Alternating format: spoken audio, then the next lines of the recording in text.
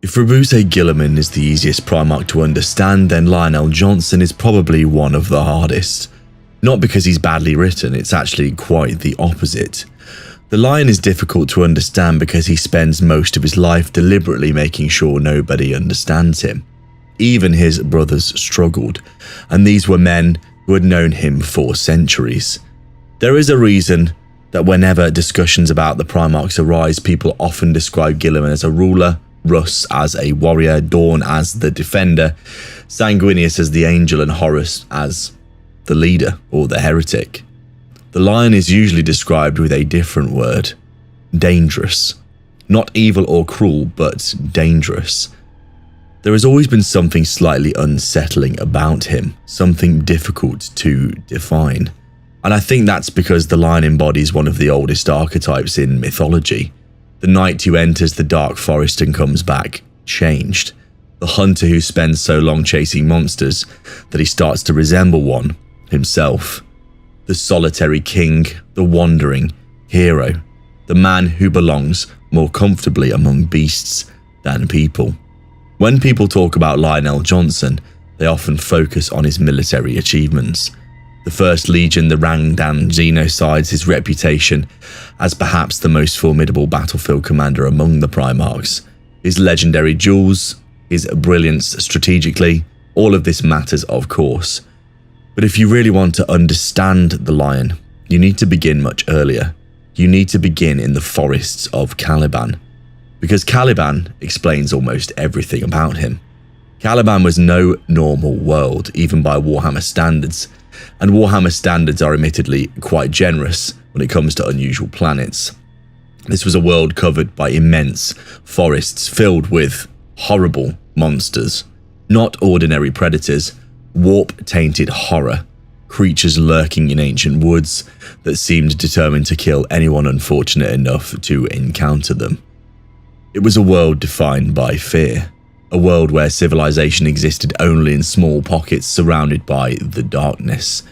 And somewhere in those forests, a child landed, a Primarch, completely alone, no family or guidance, no protection. For years, the Lion survived by himself. This detail often gets overlooked, really. We know it happened, we acknowledge that it did, but we rarely stop and think about how extraordinary this actually must have been. Imagine being a child raised not by society, but by a hostile wilderness. Imagine your earliest lessons being total survival, your earliest companions being silence and nothing else. Your earliest experiences being violence. That kind of upbringing shapes a person. The Lion grew up learning that weakness was danger, trust was danger, hesitation dangerous as well. The forest did not forgive mistakes. The monsters certainly didn't, and so he became exactly what he needed to become, a predator himself. There is a quote from the Heresy novels that I have always loved. One of the characters describes the Lion in a way that feels almost perfect, and it goes, "He was a wild thing pretending to be civilized."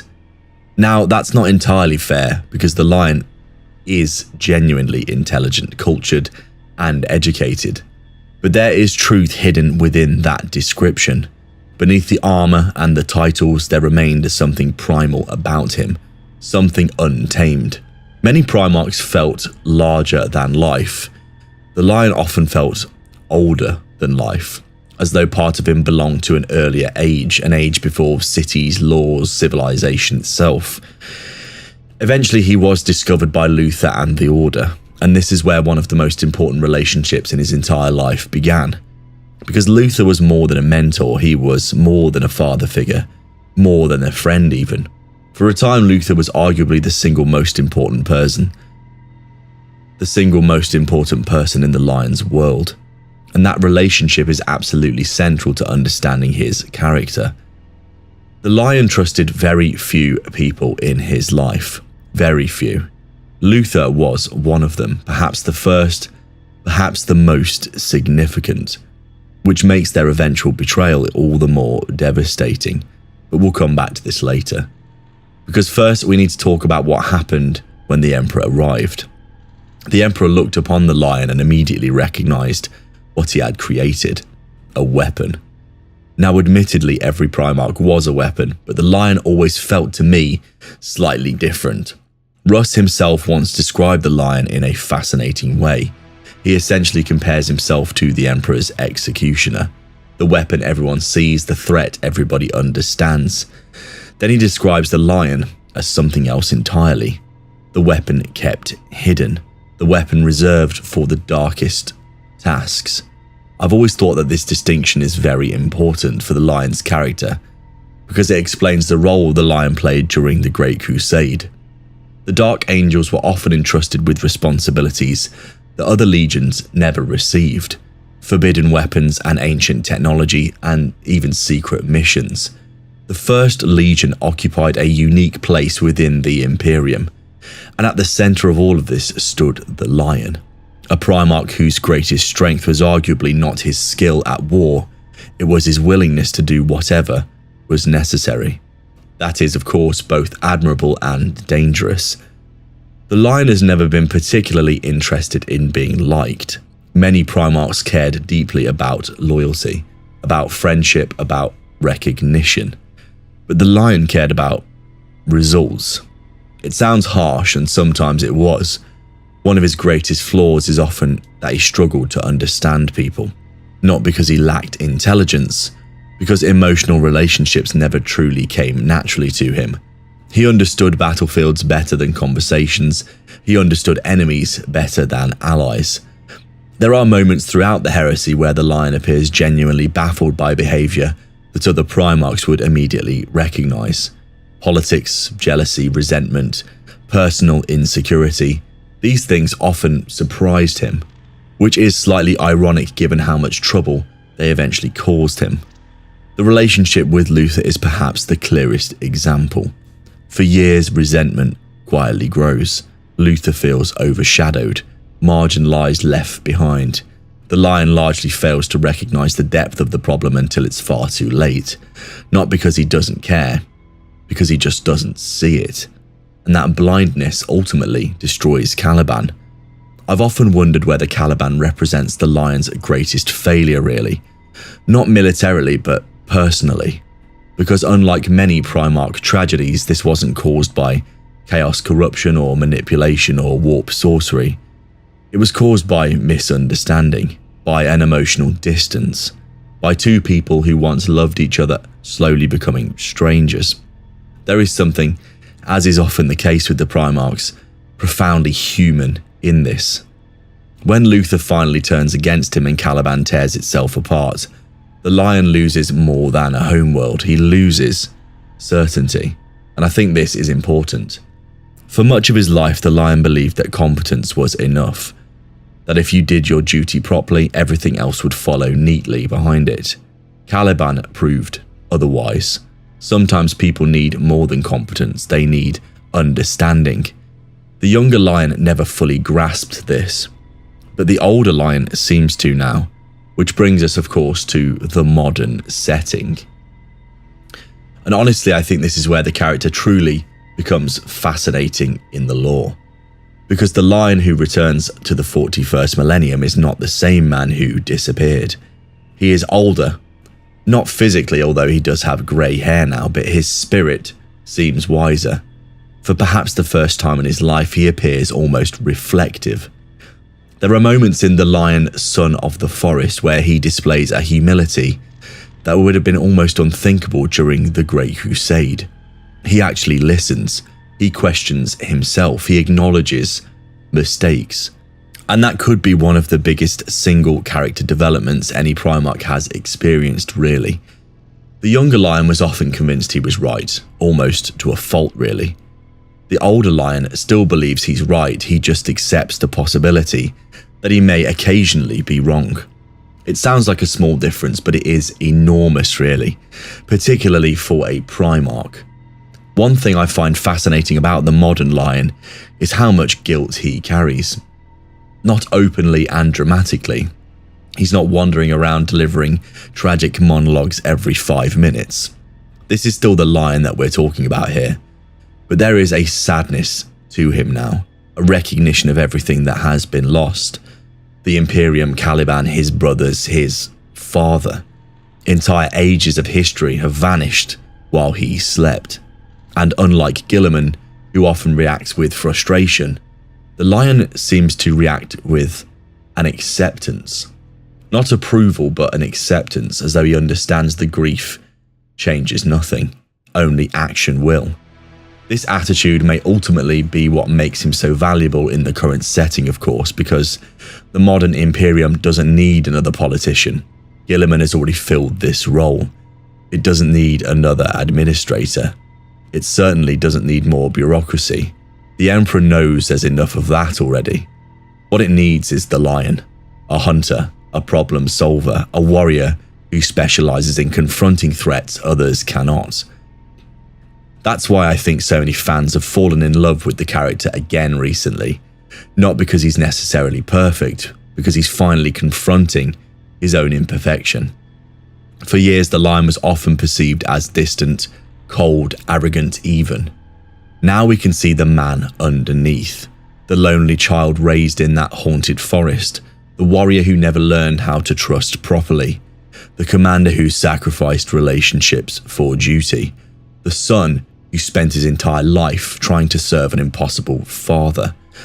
And suddenly the character feels far more human. Ironically, after 10,000 years, the lion may be more human than he's ever been. Which brings us to the fundamental question. Who is Lionel Johnson?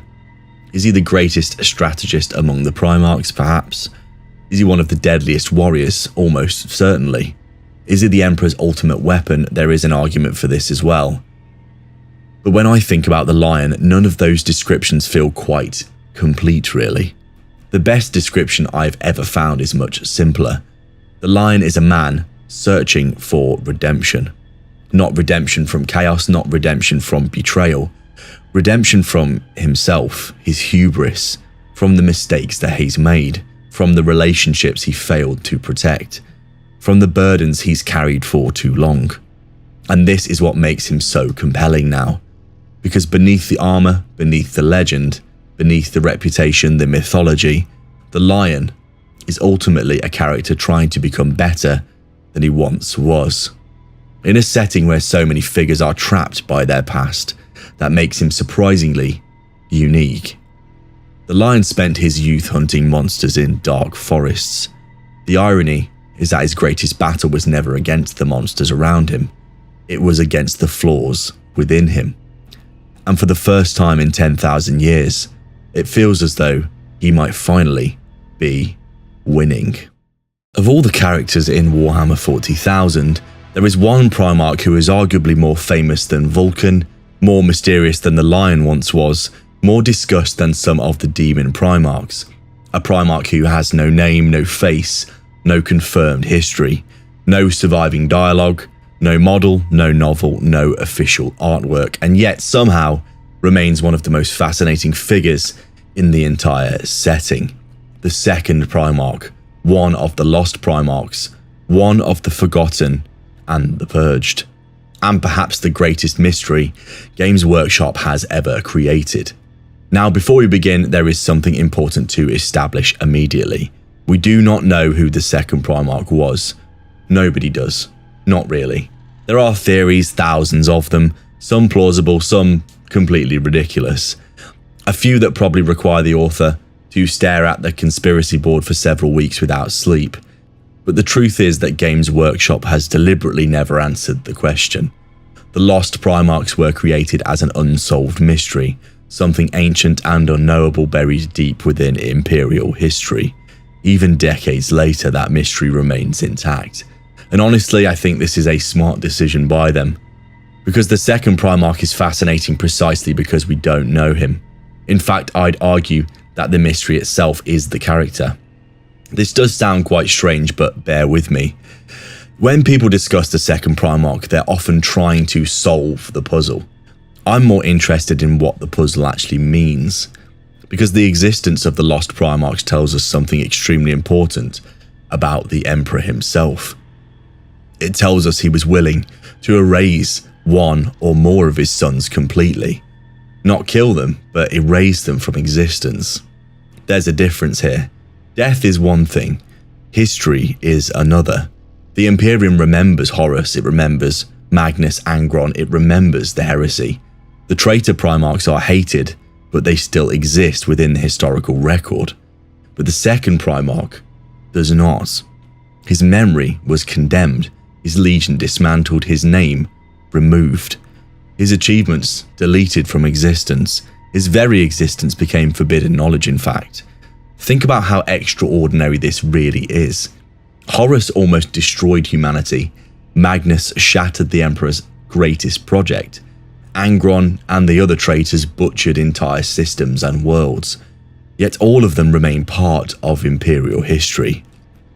Whatever happened to the second Primarch was considered so serious that complete obliteration became the preferred solution. That should immediately make people pay attention, because it suggests to me something deeply unusual occurred here. One of the most interesting details we know is that the other Primarchs remembered him, or rather, they remembered forgetting him.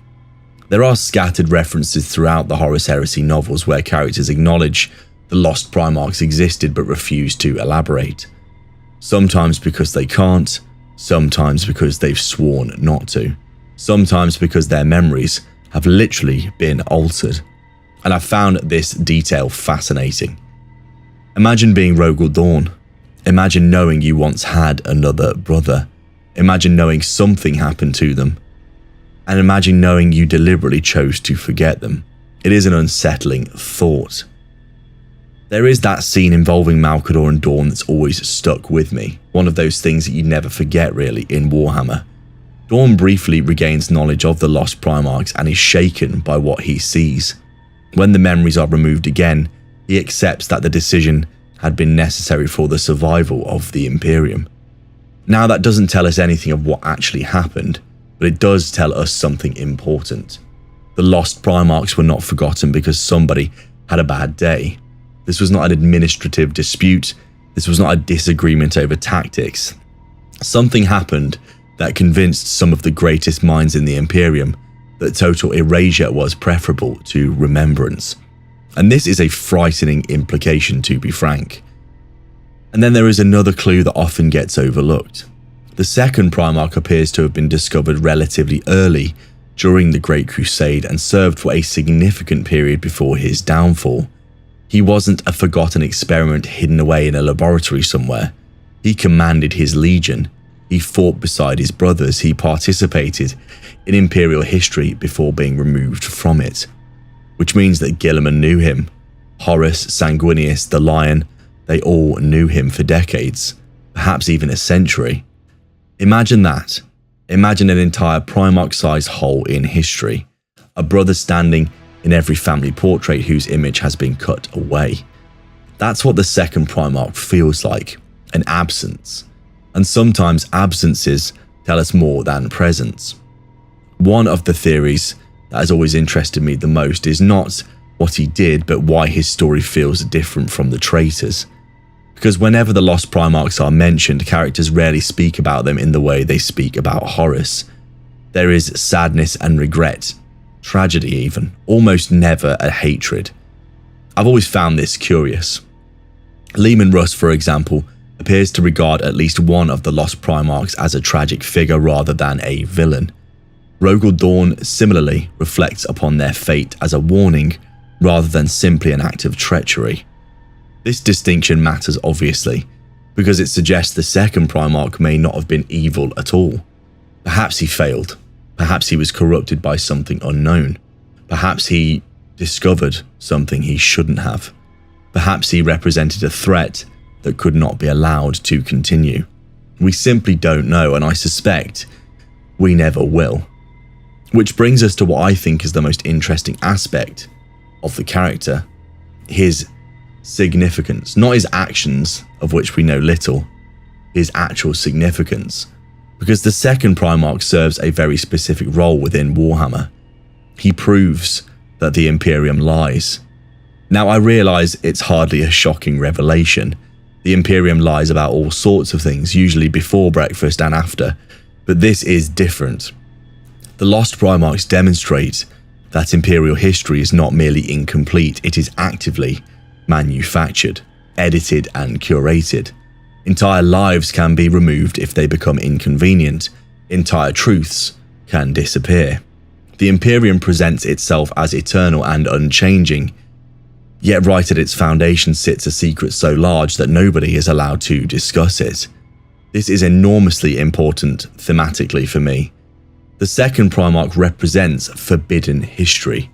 The idea that truth itself can be altered and changed. It is dangerous. In many ways, he is less a person and more a warning. A reminder that even the Emperor's grand narrative contains missing pages. And perhaps that's why fans remain obsessed with him. Not because they expect an answer, but because they know the answers probably don't exist. The mystery itself is more compelling than any solution ever could be for me. Imagine Games Workshop announced tomorrow that the second Primarch's name was Bob. He enjoyed gardening, he had a disagreement with the Rangdan, and then he exploded. Nobody would be satisfied with any answer. The mystery would instantly become smaller, less interesting, less powerful. The unknown is carrying enormous weight here. It's doing the work of the mythology, and the mythology thrives in the darkness. The funny thing is that among all 20 Primarchs, the second may be the one who best embodies the setting itself. Warhammer is built on lost knowledge, forgotten empires, ancient secrets. Buried truths, if you like. Nobody fully understands the Warp, the Emperor, the Dark Age of technology, and nobody fully understands the second Primarch in the least bit. He sits at the center of all these mysteries like a missing piece from a puzzle that was never meant to be completed. Which brings me to my final thought on this really. People often ask who the second Primarch was. Personally, I think it's more interesting to question what he represented. To me, he represents possibility. The possibility that even the Emperor could fail, the possibility that some truths are too dangerous to preserve, the possibility that history itself can be wounded, rewritten, and perhaps most importantly, the possibility that not every mystery needs a solution, and also, not everything that you think you know is correct. Because in a setting where we know the fate of Horus, the sacrifice of Sanguinius, the return of Guilliman and the awakening of the Lion, there is something strangely refreshing about one question remaining unanswered. 10,000 years have passed, the Imperium has risen and decayed. Primarchs have fallen and returned, gods have been born, galaxies have burned. And still the second Primarch remains exactly where he's always been, just beyond our reach. A ghost in the Imperial family.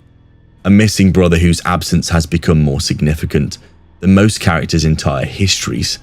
And perhaps that is the greatest achievement of all. The second Primarch may be the only Primarch whose story became legendary precisely because it was never told.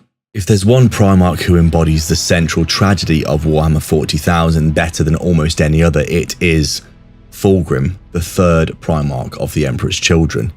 Not Horus, not Magnus, not Mortarion, I would say it's Fulgrim. Because Fulgrim's story is not really about corruption at all. It's about obsession. And there is a difference. Corruption implies something external, a poison entering the system, an outside force twisting somebody into something they were never meant to be. Obsession is different. It grows from within. It begins as a strength, a virtue, a quality that people admire, and then slowly, almost invisibly, it becomes something darker, something unhealthy, something consuming. That is Fulgrim's story. And what makes it so compelling is that unlike many of his brothers, Fulgrim was never chasing power. He was chasing perfection. The problem was that perfection doesn't exist, and eventually that pursuit destroyed him. To understand Fulgrim, you have to begin with Chemos, of course, because much like Caliban explains the Lion and Fenris explains Russ, Chemos explains Fulgrim. Chemos was dying. Not dying dramatically, not being invaded by demons or consumed by alien horror. It was simply fading away. Its resources were exhausted, industry failing. Its population survived through discipline and sacrifice only. Every citizen was expected to contribute. Waste was unacceptable. Mediocrity was not allowed. Everything had to serve a purpose. The world could not afford anything less.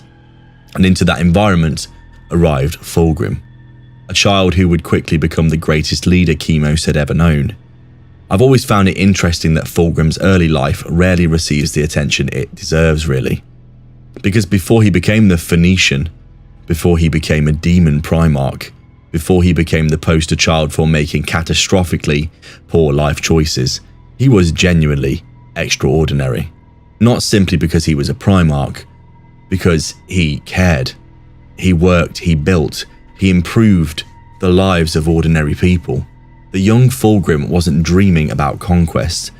He was trying to save his world. And he succeeded. This is an important part of his character, because it tells us something fundamental about him. Fulgrim wasn't born arrogant, he wasn't born selfish, he wasn't born corrupted. He was ambitious, and there is a difference here. People often confuse ambition and arrogance. In reality, they're not the same thing at all. Ambition says, I can be better. Arrogance says, I already am. Early Fulgrim was driven by the first for sure. The tragedy is that he eventually fell into the second. By the time the Emperor arrived, Chemos had been transformed. Its industries recovered, its people prospered, its future seemed secured. The Emperor looked upon his son and found exactly what he had hoped for: a builder, a leader, a visionary. Yet there was already something unusual about Fulgrim, something that would eventually define his entire existence. Nothing was ever enough for him. Not in an unhealthy sense initially. In fact, it was often admirable. If a weapon could be improved, Fulgrim would improve it. If a strategy could be refined, he would refine it. If a city could be made more beautiful, he would do it. His standards were extraordinary, and because he was a Primarch, he often achieved those standards. That's the dangerous thing about him, really. His obsession worked, at least for a while. Most people eventually learn the limits of perfection because reality forces them to. Fulgrim spent much of his life succeeding again and again. Victory reinforced the behavior, achievement reinforced the obsession. Every success whispered the same message: keep going, push harder, aim higher, demand more. Perfection was always just around the corner for him. The Emperor's children became an extension of this, of course. I've always thought they were one of the most fascinating legions before their fall. Not because they were the strongest, because they genuinely wanted excellence. There was a nobility in the way that they carried themselves. The Emperor's children sought mastery in everything: warfare, craftsmanship, culture, art. They wanted humanity to become greater. They genuinely valued all of these things. They wanted to be better, more refined. People sometimes forget that before they became monsters, the Emperor's children were perhaps the most idealistic legion in the Imperium. And at their center, of course, stood Fulgrim, a Primarch who genuinely believed humanity could achieve greatness. One thing I find fascinating is how much Fulgrim differs from many of his brothers. Russ understood strength, Dawn understood duty, Guilliman understood order, the Lion, survival. Fulgrim understood human beauty. Now, I know this sounds trivial, but you have to think about it properly. Beauty, art, culture, these things create civilization. They depend on it, in fact. Civilizations are remembered not only for their victories, but for what they create. Fulgrim understood this instinctively. There is a reason he became close friends with Ferrus Manus. Both men appreciated craftsmanship, mastery. Both believed that creating something exceptional had value. The difference was that Ferrus understood the limits of reality, and Fulgrim did not. This distinction ultimately destroyed them. The friendship between Ferrus and Fulgrim may be one of the most important relationships in the whole heresy, because Ferrus was one of the few people capable of challenging Fulgrim honestly, one of the few people who could tell him he was wrong, one of the few people whose approval genuinely mattered. I've often thought that Ferrus represented something Fulgrim desperately needed: a sense of perspective. Someone capable of reminding him that perfection wasn't everything. Someone capable of grounding him. Which is why Istvan 5 remains so heartbreaking. Not simply because Ferris dies, because Fulgrim kills the person who might have saved him. And after that, the descent becomes inevitable. Now, whenever people discuss Fulgrim's corruption, attention inevitably turns to the Layer Blade, the infamous demon weapon, the cursed sword, the object that accelerated his fall. And yes, the blade obviously absolutely did matter. But I think people sometimes give it too much credit. The sword didn't create Fulgrim's flaws, it just exploited them. Much in the same way that chaos always does, really. It's a crucial difference. Chaos is rarely at its most effective when it creates weaknesses. Chaos is effective when it discovers a weakness that already exists. Fulgrim already wanted perfection. He already wanted transcendence. He already believed ordinary limitations should be overcome. The blade simply whispered that those desires were justified. And then it whispered they could be taken further, then further still, until eventually nothing was left of him. This is why I think Fulgrim is one of the most tragic Primarchs for me, because even as he falls, you can still understand him. You still get to see the original motivation, the desire to improve, the desire to be better, the desire to achieve something extraordinary. Those instincts never disappear, they simply become warped. In fact, they're incredibly human, as many of the Primarchs turned out to be, really. By the time Fulgrim ascends to demonhood, he has become the ultimate expression of excess, a servant of Slaanesh, a creature so consumed by sensation, perfection, and desire, he is completely unrecognizable. And yet, strangely, I don't think he's ever achieved what he wanted. This is the great irony. Perhaps the greatest irony in his entire story. Fulgrim spent his life pursuing perfection, then pledged himself to a god that ensures perfection can never be reached. Slaanesh doesn't offer satisfaction. Slaanesh offers an appetite. The moment one desire is fulfilled, another emerges. The moment one achievement is secured, a greater achievement becomes necessary. The finish line forever moving beyond the horizon, indefinitely. In many ways, Fulgrim's punishment is built directly into his reward. He became exactly what he wanted and discovered that it wasn't enough. 10,000 years later, that remains true, of course. The modern Fulgrim is fascinating because he exists as both conqueror and prisoner, a being of immense power trapped within his own nature, a Primarch capable of reshaping worlds, yet incapable of satisfying himself. Every victory becomes meaningless, every pleasure familiar, every sensation losing its potency. And so the search continues, endlessly. It's almost tragic in a mythological sense, like Tantalus reaching for water that retreats every time he touches it, or Sisyphus pushing the stone uphill forever. Fulgrim's curse is not failure, it's endless dissatisfaction. The recent lore has only reinforced this interpretation. As Fulgrim becomes increasingly active once again, we see a character who's remained obsessed with experience, transformation, and self-expression. The Emperor's children are returning to prominence. Fulgrim himself is once again becoming a major figure within the wider narrative. And what strikes me most is how confident he appears.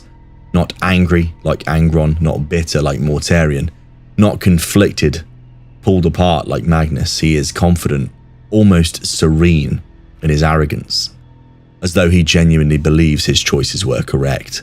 And perhaps that's what makes him so dangerous. Because unlike some of the other traitor Primarchs, Fulgrim rarely appears burdened by regret, at least not openly. He embraces what he's become, or perhaps he has simply convinced himself that he does. There is a subtle difference, of course, and I expect that difference may become increasingly important in future stories. Which brings us to the fundamental question. Who is Fulgrim? Is he a monster? Certainly. Is he a villain? Without question. Is he responsible for unimaginable suffering? Absolutely. Yet none of these descriptions really tell the full story. Because before he was any of those things, Fulgrim was a dreamer, a creator, a man who genuinely wanted humanity to be extraordinary. And that part of him never truly disappeared. It simply became twisted beyond recognition. That's what makes his story so powerful to me. The same qualities that once made him heroic eventually made him monstrous. His ambition became vanity, his discipline became obsession, his appreciation for beauty became an addiction. His pursuit of excellence became excess. It was never enough. The transformation feels inevitable in hindsight, yet when you look at who Fulgrim originally was, you can still see the path not taken, the better version of himself, the Primarch he could have become. And perhaps that's why Fulgrim remains such a compelling character, at least for me. Because unlike some villains, he's not defined by what he gained, he's defined by what he lost. The ruler who saved Chemos, the friend of Ferrus Manus, the champion of human potential. The Primarch who believed greatness was possible. Those things died long before demonhood ever took him, long before the scales and wings, long before Slaanesh. And somewhere beneath the arrogance, beneath the corruption, beneath the 10,000 years now of excess, I suspect the ghost of that man is still existing in there somewhere. Not strong enough to escape, not strong enough to change, but present nonetheless. A reminder that the greatest tragedies in Warhammer are not the stories of people who were always monsters. They are the stories of people who once had the potential to become something magnificent. If there is one Primarch who has been misunderstood more than any other, it is Perturabo. And the strange thing is that a large part of that misunderstanding comes from Perturabo himself. Because nobody spent more time convincing the galaxy that Perturabo was a bitter, joyless siege engineer than Perturabo did. Nobody spread that image more effectively. Nobody believed it more completely. Nobody suffered because of it more profoundly. For years, if you asked people about Perturabo, the answers were usually quite predictable. The angry one, resentful one, siege specialist. The Primarch with the permanent grudge. The man whose hobbies consisted primarily of complaining about Rogel Dawn. And to be fair, some of that reputation is entirely deserved. Perturabo could hold a grudge with a level of dedication that would genuinely impress most Imperial archivists. But the deeper you dive into his character, the more fascinating he becomes. Because beneath all the bitterness lies one of the greatest tragedies in the entire Primarch project. A man who wanted to create, but was forced to destroy. A genius who dreamed of building wonders, condemned to spend his life reducing other people's wonders to rubble. And eventually, after decades of frustration, he became exactly what the galaxy expected him to be. Which is perhaps the saddest part of all. To understand Perturabo, you have to start with Olympia, because Olympia explains almost everything really. Unlike some Primarchs, Perturabo did not grow up battling monsters or conquering savage wastelands. Olympia was civilized, political, even sophisticated, a world of city-state rivalries and intrigue. And from an early age, Perturabo distinguished himself through one simple fact. He was brilliant. Not merely intelligent, but actually brilliant.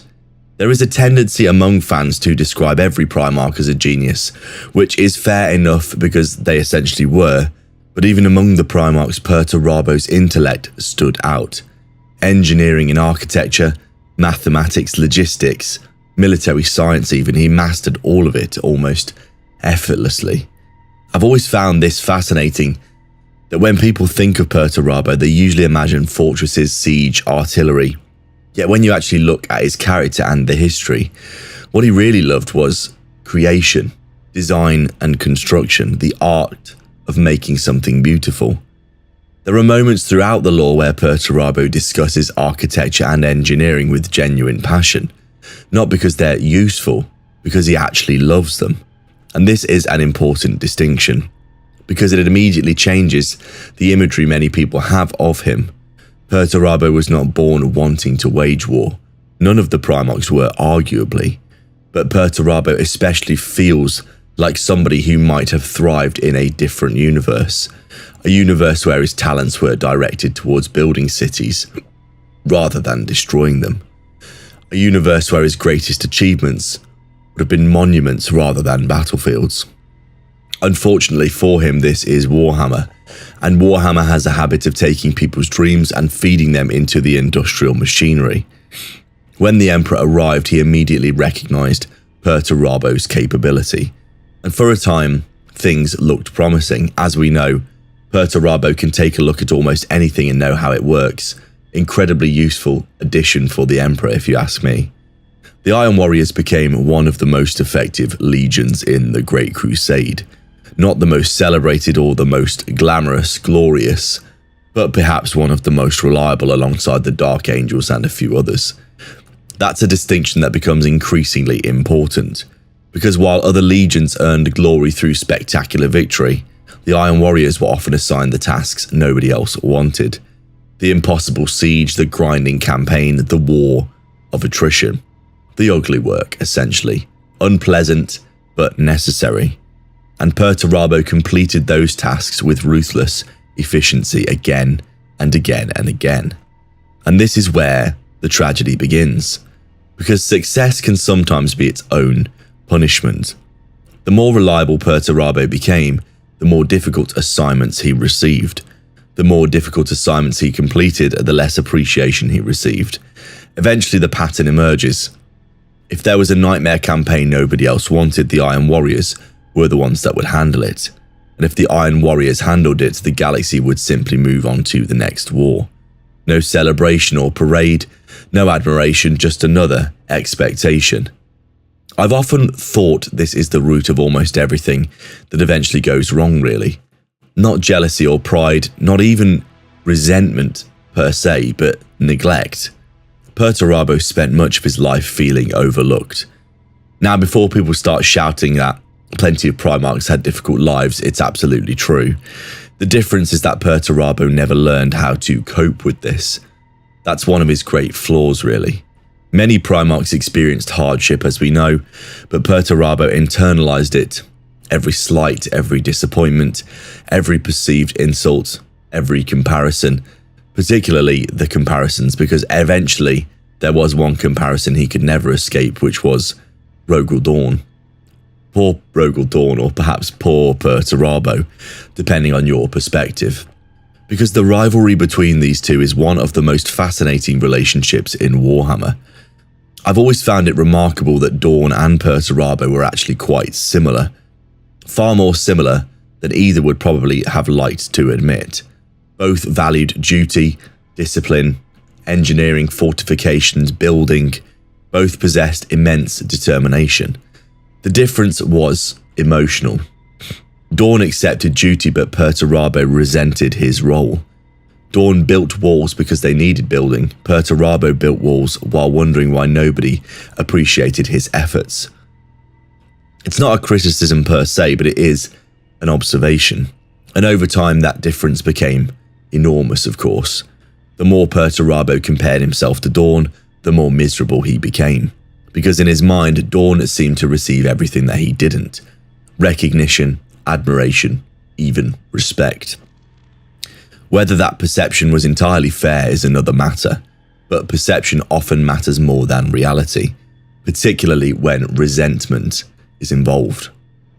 One thing that makes Perturabo such a compelling character for me is that his flaws are, as with all the Primarchs in many ways, painfully human. Many Primarchs feel mythological, but Perturabo often feels a very personal character. Most people understand what it's like to feel overlooked. Most people understand what it's like to watch somebody else receive recognition you believed that you earned. Most people understand bitterness, and that's what makes him relatable, and also what makes him so dangerous. Because bitterness rarely remains passive. Eventually, it demands some kind of expression. The breaking point comes during the Horus Heresy. But honestly, I think Perturabo's fall begins long before that. By the time Horus approaches him, years of frustration have already accumulated. Years of disappointment, resentment, the feeling of being unappreciated. Chaos didn't create any of these emotions, as is often the case. It simply exploits them. Much like Fulgrim's perfectionism or Mortarian's stubbornness, Perturabo's bitterness becomes the doorway. And once he steps through it, there's not really any going back. One of the darkest moments in his history is the destruction of Olympia. When rebellion erupts on his homeworld, Perturabo responds with an overwhelming brutality. The slaughter is catastrophic. And what's fascinating is that even he seems horrified by what he's done afterwards. People sometimes portray Perturabo as emotionless, but he isn't. He's actually quite the opposite. The problem is he feels everything too intensely. Anger, regret, disappointment in himself and others, humiliation. The massacre of Olympia haunts him precisely because he understands the significance of it. A creator destroying his own creation, a son destroying his own home. There is something very tragic about all of it, really. By the heresy itself, Perturabo has become one of Horus's most valuable commanders, and honestly, it's easy to understand why. Unlike many of the traitors, Perturabo remained very practical. He was professional and focused. While others became consumed by madness or chaos corruption, Perturabo often feels like the last adult left in the room, really. And I've always found this quite amusing in a way. The man with the legendary temper somehow ends up being one of the most rational figures among the traitor Primarchs. And he doesn't lose himself too much to chaos, and it's only recently that he's actually become a demon Primarch. He took a long time to fall into this compared to other traitors. The Siege of Terror perhaps is the ultimate example. Again and again, Perturabo proves indispensable to the traitor effort. Again and again, his expertise carries the entire war effort, really. But his contributions are overshadowed by larger personalities, yet again. It's almost a summary of his entire life, really. Even when he's winning, somebody else receives the attention. Eventually, he abandons Horus altogether, and honestly, this feels like a very Perturabo move. Unlike Lorgar, Fulgrim or Angron, his loyalty to Chaos was never especially ideological. He wasn't searching for God's transcendence, enlightenment, recognition he was looking for. He wasn't searching for gods or transcendence or enlightenment. He was just searching for recognition. Chaos simply happened to be the vehicle that he chose. Which of course brings us to the modern setting. This is where Perturabo becomes increasingly interesting, because for years he existed mostly in the background, like many of the Primarchs, mentioned, referenced, but rarely explored. Yet recently things have started changing. The Iron Warriors remain one of the most formidable forces within Chaos. Perturabo himself continues to loom over the setting with the new Cadian Gate campaign. He, of course, has been leaked in some images of himself being this massive mechanical monstrosity, the ultimate siege engine. Unlike some of the demon Primarchs, he retains an unusual degree of practicality and personality that he once had. That's always been one of his defining characteristics for me. Mortarian obviously has lost himself to Nurgle. Magnus is broken into pieces. Angron is nothing like what he once was, maybe even the ultimate manifestation of it. But Perturabo is still pretty practical and fairly himself compared to many. Even now, I would say, particularly now, I've often wondered whether Perturabo is secretly one of the most dangerous Primarchs still active. Not because he's necessarily the strongest, because he's one of the few who never completely surrendered his ability to think strategically. Chaos champions are terrifying, as we know. Chaos champions with patience are perhaps even worse. And Perturabo has always been a patient man. Which brings us to the fundamental question. Who is Perturabo? Is he a villain? Certainly. A traitor without question. Responsible for immense suffering? Absolutely. But the descriptions only really scratch the surface. At his core, Perturabo is a character defined by disappointment, really. A gap between what he wanted to be and what he became. The architect who became the destroyer, The builder who became the siege master, the dreamer who became the cynic, the son who desperately wanted recognition and spent his life convincing himself he didn't need it. That's why I think he's one of the most tragic Primarchs, really, much like many of the traitors, to be honest. Not because he was misunderstood by others, but because he never truly understood himself. He spent his life proving his worth to people who were never going to satisfy him, chasing validation that could never fill the emptiness he carried. And in the end, all that brilliance, all that talent, all that potential became consumed by resentment.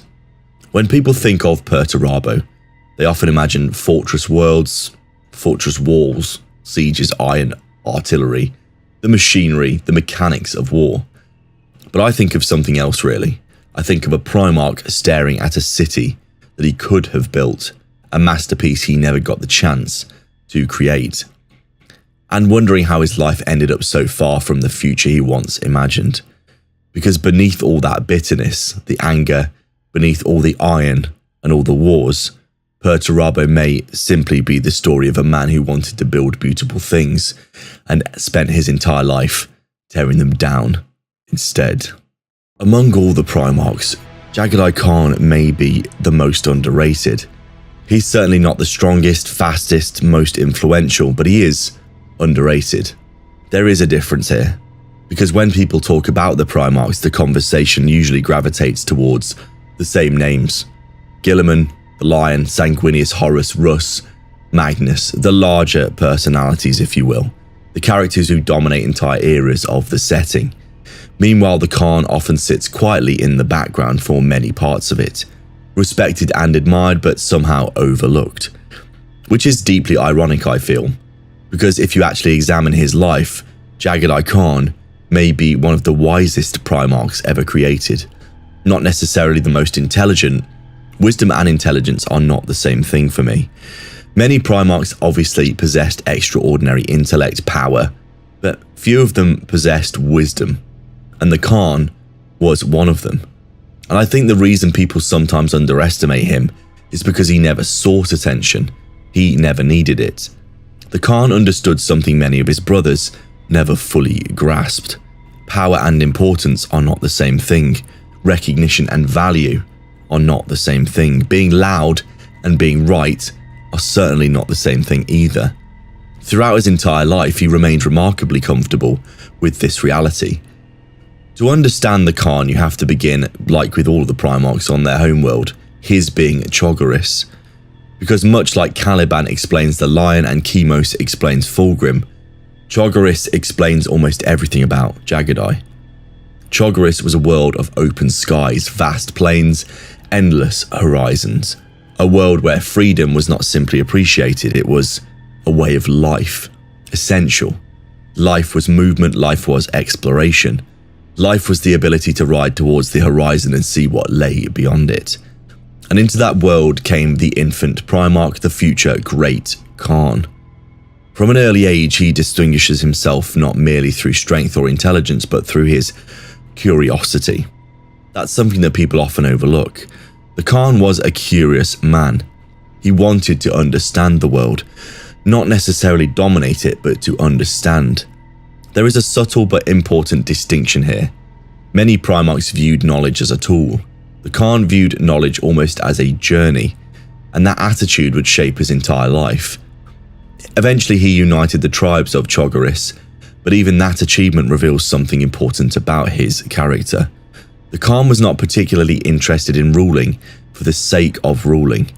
He sought unity because it created stability, because it allowed people to flourish, because endless conflict served no purpose at all. This is a reoccurring theme in his story. Unlike some of his brothers, the Khan rarely appears motivated by ego. That doesn't mean he lacks pride. Every Primarch possessed this, obviously. It came with the territory. The difference is that the Khan's identity was never dependent upon recognition. He didn't need applause or validation. He didn't need people constantly reminding him how brilliant he was. In a family filled with Primarchs, that already makes him unusual. When the Emperor did arrive, the Khan accepted his place within the Imperium. But unlike many of his brothers, he never completely surrendered his independence. and I've always found this very fascinating. The Khan was genuinely loyal to the Emperor, yet there was always a slight distance between himself and the Imperial project. Not opposition, but a distance, almost as though he was observing events from a step outside of the influence of the circle. Many Primarchs embraced the Great Crusade with almost religious enthusiasm, but the Khan approached it more thoughtfully, as he did with many things, more cautiously. He wanted to know where humanity was going, why it was going there, what the cost may be. Those are dangerous questions in any empire, particularly one moving as quickly as the Imperium. This independent streak is one of the most defining aspects of his personality. The Khan refuses to become trapped by other people's assumption. He refuses to think in a predetermined way. He doesn't follow a path simply because somebody tells him it's the correct one, and honestly, this quality may have saved him during the Horus Heresy, because when the galaxy began tearing itself apart, many Primarchs immediately chose sides based on loyalty, ideology, or emotion. But the Khan was thoughtful. He paused, and he questioned, he examined the evidence. This sounds ridiculously obvious, but it really wasn't. Throughout the heresy, one of the most remarkable things about the Khan is his refusal to be manipulated.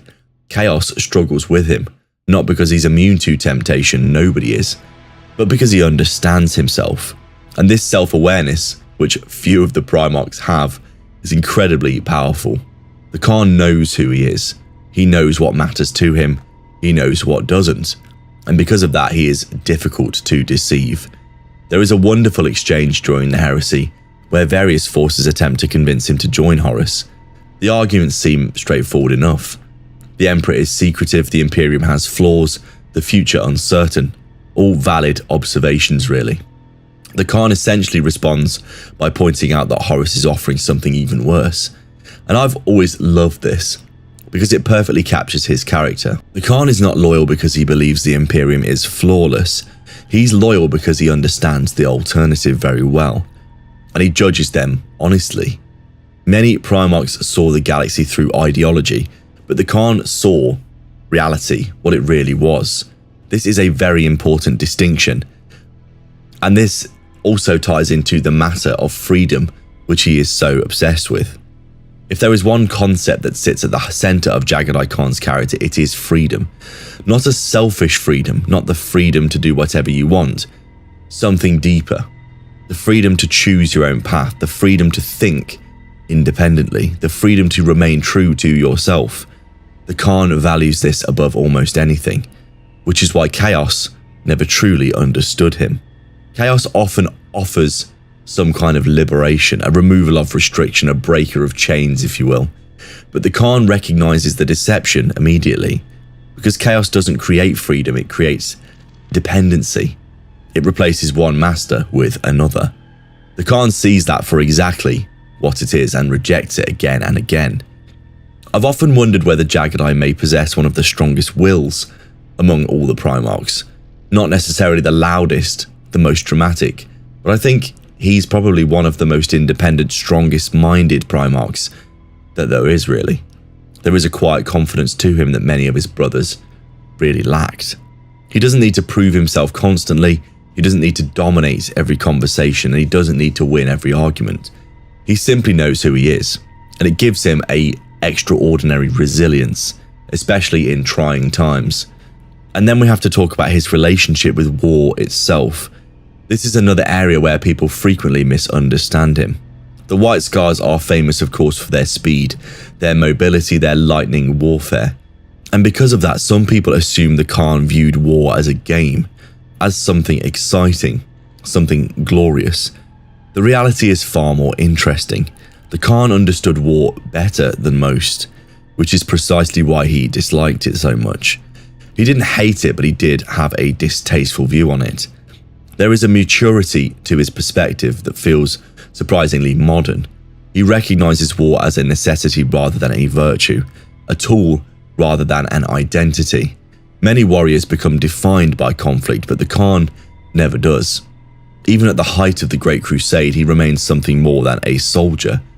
He is a thinking man, a philosopher and a poet. These qualities often get overshadowed by his battlefield achievements, which is unfortunate. As is often the case in Warhammer, the battles and the wars often come first in many people's minds. But these qualities are arguably what makes him so unique.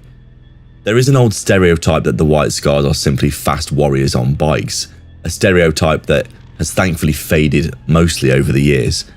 Because when you actually examine their culture, you discover something a lot richer.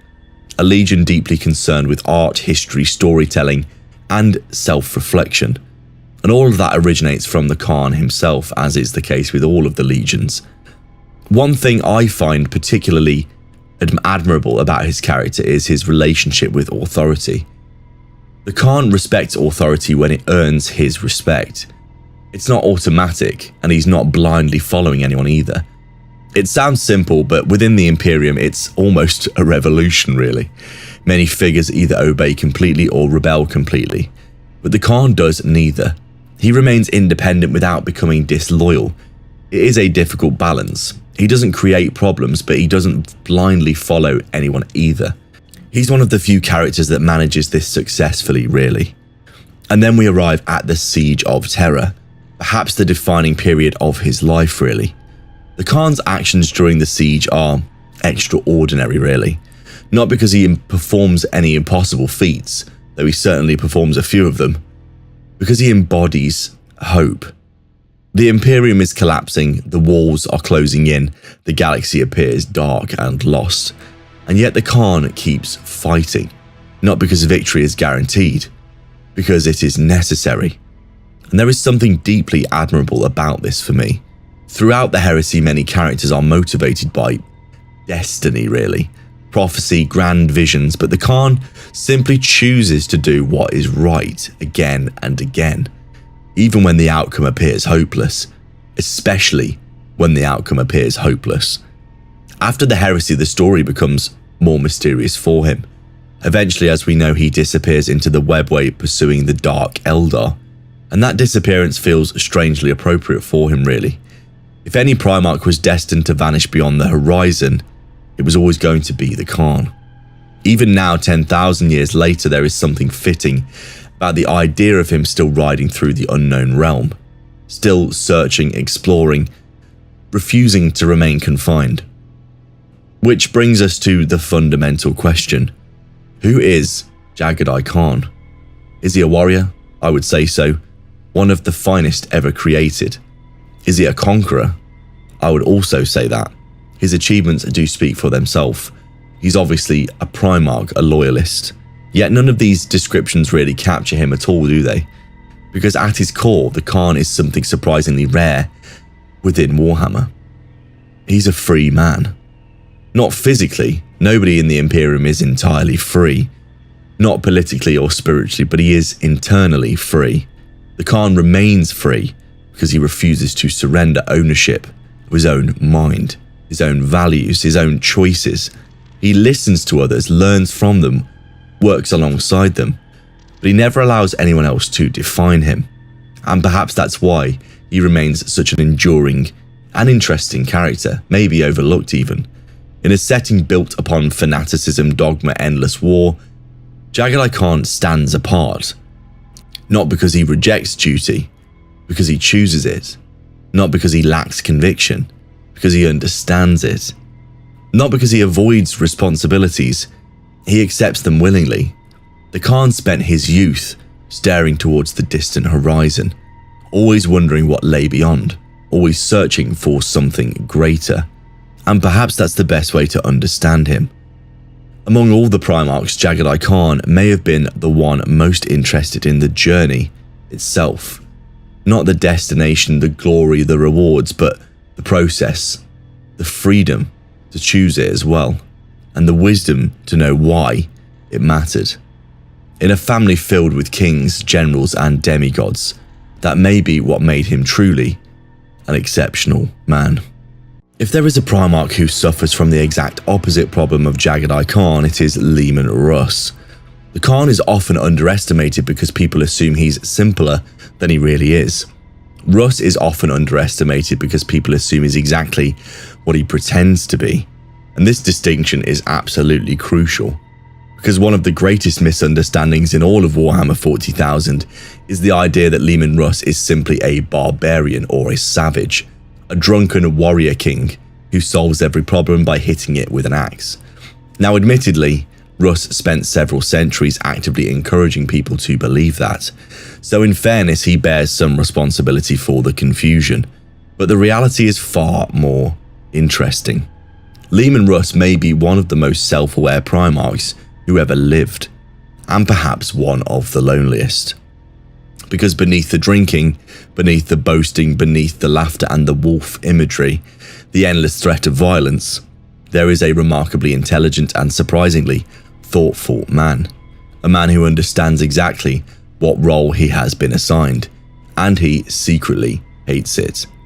To understand Russ, you have to begin with Fenris, because Fenris is not merely a world, it is a trial, a planet that seems actively offended by the idea of human survival. Volcanic eruptions, frozen oceans, gigantic predators, continents that shift and break apart. Even by the standards of Death Worlds, Fenris is completely absurd, really. It's the sort of place where a normal person could survive for perhaps 15 minutes before becoming part of somebody else's food chain. And into this world came Leman Russ. The first thing most people know about Russ is the story of the she-wolf, the infant Primarch raised by wolves.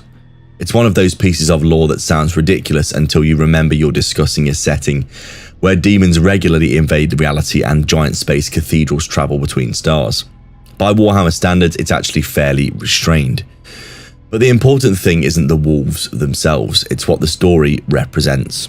Russ grows up outside of civilization, outside of society, outside conventional structures, at least in his earliest lessons. They're not political, not philosophical, not academic in any way. They are lessons in survival, hunting in packs, the struggle to endure. Much like the lion on Caliban, Russ is shaped by a brutal environment. Yet the two emerge as very different men, really. The lion becomes isolated, but Russ becomes social. The lion learns to trust his secrecy, but Russ learns loyalty to his pack. The lion becomes a predator who trusts very few people, but Russ becomes a leader who values the bonds between his warriors above almost anything, really.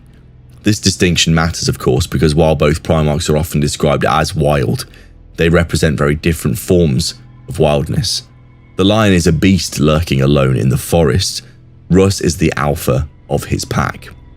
And eventually, he unites Fenris, as all the Primarchs do. And already we see one of the first major misconceptions surrounding his character, because people tend to imagine him as some sort of unstoppable berserker who simply smashed his enemies into submission. But the reality is, as it often is, far more nuanced. Russ was certainly a formidable warrior, possibly one of the finest, if not perhaps the finest among the Primarchs. But he was also politically intelligent. He was charismatic, adaptable. He understood people. And it's an important detail because it never quite leaves him. Even later in life, when he deliberately cultivates the image of a savage king, his understanding of human nature remains remarkably sharp. And then the Emperor arrives, and this is where things become very interesting for his character. Because unlike many Primarchs, Russ seems to develop a uniquely personal relationship with the Emperor. Not necessarily close, not the warmest, but perhaps one of the most revealing. Russ accepts the Emperor's authority more completely than many of his brothers, yet he also understands something about the Emperor that others struggle with. The Emperor is dangerous. Not merely powerful, but he's dangerous. Russ recognizes it instinctively. And I've always found this fascinating, that Russ simultaneously reveres and fears his father in equal measures. There's an honesty, a humanness to the relationship, if you will. Many Primarchs spend years trying to earn the Emperor's approval. Russ appears more interested in understanding him, and what he discovers is uncomfortable. Because the Emperor is not simply a ruler, he is a nuclear weapon, which means somebody must occasionally act as the weapon's weapon. And that's where Russ enters the story. For much of Imperial history, Russ occupies a unique position. He becomes the Emperor's executioner. Now that's a title fans often throw around casually, but think about what it actually means. Executioners are not celebrated, not admired. Their purpose is unpleasant and dark, necessary but very unpleasant. When something must be destroyed, the executioner is sent. When somebody crosses a line, the executioner appears. When there is no diplomatic solution left, the executioner does the work. Russ understands this, and more importantly, he accepts it. Not because he enjoys it, but because somebody has to. And this acceptance of this role is one of the most defining aspects of his character, really. Russ carries burdens willingly, sometimes foolishly, sometimes unnecessarily, but he does it willingly. It's also where many of his problems begin, of course, because the role gradually consumes him. Over time, Russ becomes trapped within his own legend. The savage king, barbarian, wolf lord, executioner. People begin treating him as a living weapon, with suspicion, and eventually he starts performing the role almost constantly. There are moments throughout the Heresy novels where you can see flashes of frustration beneath his surface. Russ understands that many of his brothers underestimate him. He understands they view him as crude, uncultured, simple.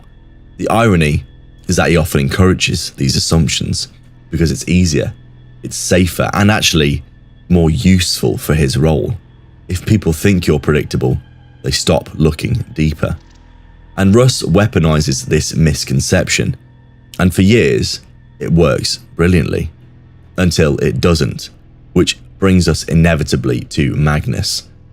The relationship between Russ and Magnus is one of the most tragic in the setting for me, because despite appearances, these two are remarkably similar, really. Both intelligent, curious, deeply loyal in their own ways, both convinced they understand danger that others fail to recognize, and both catastrophically stubborn, of course. The tragedy of Russ and Magnus is that neither man fully understands the other. Magnus sees Russ as an ignorant barbarian. Russ sees Magnus as an arrogant fool. Neither assessment is accurate, really. And because neither man moves beyond those assumptions, disaster follows. The burning of Prospero remains one of the most controversial events in Warhammer lore, really. Fans have argued about this for years, and honestly I suspect they'll continue arguing about it for some time. What interests me isn't who was right, it's what the events reveal about Russ himself. Because afterwards we see regret. Not weakness or pity, but regret. Russ begins to question other things, himself, the role that he's been given, assigned, forced upon him, questioning the assumptions that guided his actions. And it's a fascinating development, really, because self-reflection is not something people traditionally associate with Leman Russ, yet it's present throughout his later character arc. The older Russ becomes increasingly philosophical, thoughtful, increasingly aware of his own flaws. There is a remarkable maturity that emerges during the Heresy, almost as though he finally grows tired of wearing the mask. And that's really what the barbarian persona is. It's just a mask. Perhaps the greatest mask of any Primarch that was ever worn, because underneath it lies a man who spent much of his life wrestling with difficult questions.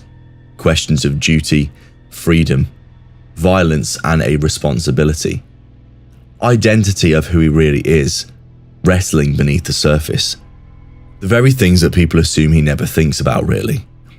I've often thought that Russ and the Khan would have understood one another far better than anyone realized. Both valued freedom, both distrusted rigid dogma, both understood that strength meant more than physical power. The difference was presentation. The Khan hid his strength beneath calm, Russ hid his wisdom beneath chaos. And then we arrive at the Heresy, the final stages to be exact. And here Russ becomes one of the most compelling figures in the setting, because he begins changing. Not dramatically or overnight, but there is an undeniable change in him. The reckless confidence softens, the certainty begins to fade away, wisdom starts to take its place. The warrior king slowly transforms into something closer to a philosopher king, There is a sense that Russ finally understands the true cost of war. Not intellectually, but the personal cost. And once somebody understands that cost, they can never quite return to who they once were before. After the heresy, his eventual disappearance feels strangely appropriate. Russ leaves the Imperium behind and journeys into the unknown, seeking answers, purpose, seeking something. The details remain mysterious, and honestly I hope they stay that way for a while longer, because there is something wonderfully fitting about the Wolf King wandering through myths and legends, the great hunter becoming the questing hero, the executioner seeking some form of redemption. It feels almost Arthurian, almost mythological. Exactly the sort of ending that Russ deserves. But obviously, his return will come at some point soon. It brings us to the fundamental question. Who is Leman Russ? Is he a warrior? Absolutely. Few Primarchs can match him, if anyone. Is he savage? Perhaps. When circumstances demand it. He was the Emperor's executioner for much of his life. Yet none of those descriptions really capture him, do they? Because at his core, Russ is a man trapped between two identities, the beast and the king, the warrior and the philosopher, the executioner and the protector, the man and the mask. This tension defines everything about his character, really, and perhaps that's why he remains such an enduring and popular character. Many Primarchs know exactly who they are. Russ spends much of his life still trying to figure it out. The galaxy sees the wolf, his enemies see the barbarian king, his brothers see the weapon. But buried beneath all those labels is something far more interesting, a deeply intelligent man carrying responsibilities he never asked for, a leader who desperately made himself appear less sophisticated than he truly was, to his advantage really, a warrior who understood the price of violence better than most, and a son who spent his entire life trying to fulfill a role that may have been impossible from the beginning. The great irony of Leman Russ is that the louder he barked, the less people listened, and because of that, generations of readers overlooked what was sitting right in front of them. The Wolf King was never simply a wolf, he was the man pretending to be one, and that pretense may have been the most impressive feat of all. Of all the Primarchs, Rogel Dawn may be the easiest to underestimate. Not because he's weak, not because he's unimportant, not because he lacks any kind of depth. Quite the opposite, in fact. Rogel Dawn is underestimated because at first glance, he appears a straightforward character. In a setting filled with secretive masterminds, tortured sorcerers, angelic heroes and demon princes, with enough emotional baggage to collapse a small moon, straightforward can sometimes look boring or perhaps be overlooked. Dawn builds walls, follows orders, does his duty. Dawn says exactly what he means, case closed. Except, it really isn't. Because the deeper you look into Rogel Dawn, the more you realise that what appears simple is actually incredibly complicated. Dawn is one of those characters who becomes more interesting the longer you spend thinking about him. The first time you encounter him, he's a fortress. The second time, he's a fortress with cracks, and the third time you realise those cracks run all the way to the foundation. And suddenly, you're looking at one of the most tragic Primarchs ever created, really. Because Rogel Dawn's story is ultimately about duty. Not the glorious version of duty, not the inspiring version, the ugly version, the version that demands a sacrifice, the version that takes everything from you and then asks for more, the version that leaves you understanding, the version that leaves you standing alone when everyone else has gone. To understand Dawn, you have to begin with Inwit, of course, because much like Fenris explains Russ and Chogoris explains the Khan, Inwit explains Rogel Dawn. Inwit was a cold world, a hard world, a place where survival required discipline, structure, control. People often focus on Fenris when discussing harsh Primarch homeworlds, but Inwit was every bit as unforgiving in its own way. It rewarded preparation, endurance, patience even. and those qualities became deeply embedded within Dawn's character. Unlike many of his brothers, Dawn never seems particularly interested in glory. That is one of the first things that stands out about him. Most Primarchs possess ambition of some kind. Fulgrim seeks perfection, Horus seeks greatness, Magnus seeks knowledge, Russ seeks a purpose, the Lion seeks victory at any cost. Dawn seeks responsibility. Now, this may sound dull, and that would be wrong. Responsibility is a heavy burden, and unlike many of his brothers, Dawn never tries to put that weight down. He simply carries it, again and again, for decades, centuries, millennia. When the Emperor discovers Dawn, he finds exactly what he needs: reliability. Now, reliability is no glamorous quality by any means. Nobody writes songs about reliability, nobody erects statues for reliability.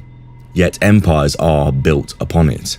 The Emperor understood this very well, which is why Dawn rapidly became one of the most trusted figures in the Imperium. Not necessarily the most beloved, not the most charismatic, not the most brilliant, but he was a dependable man. If Dawn promised something, it would happen. If Dawn accepted a responsibility, it would be fulfilled.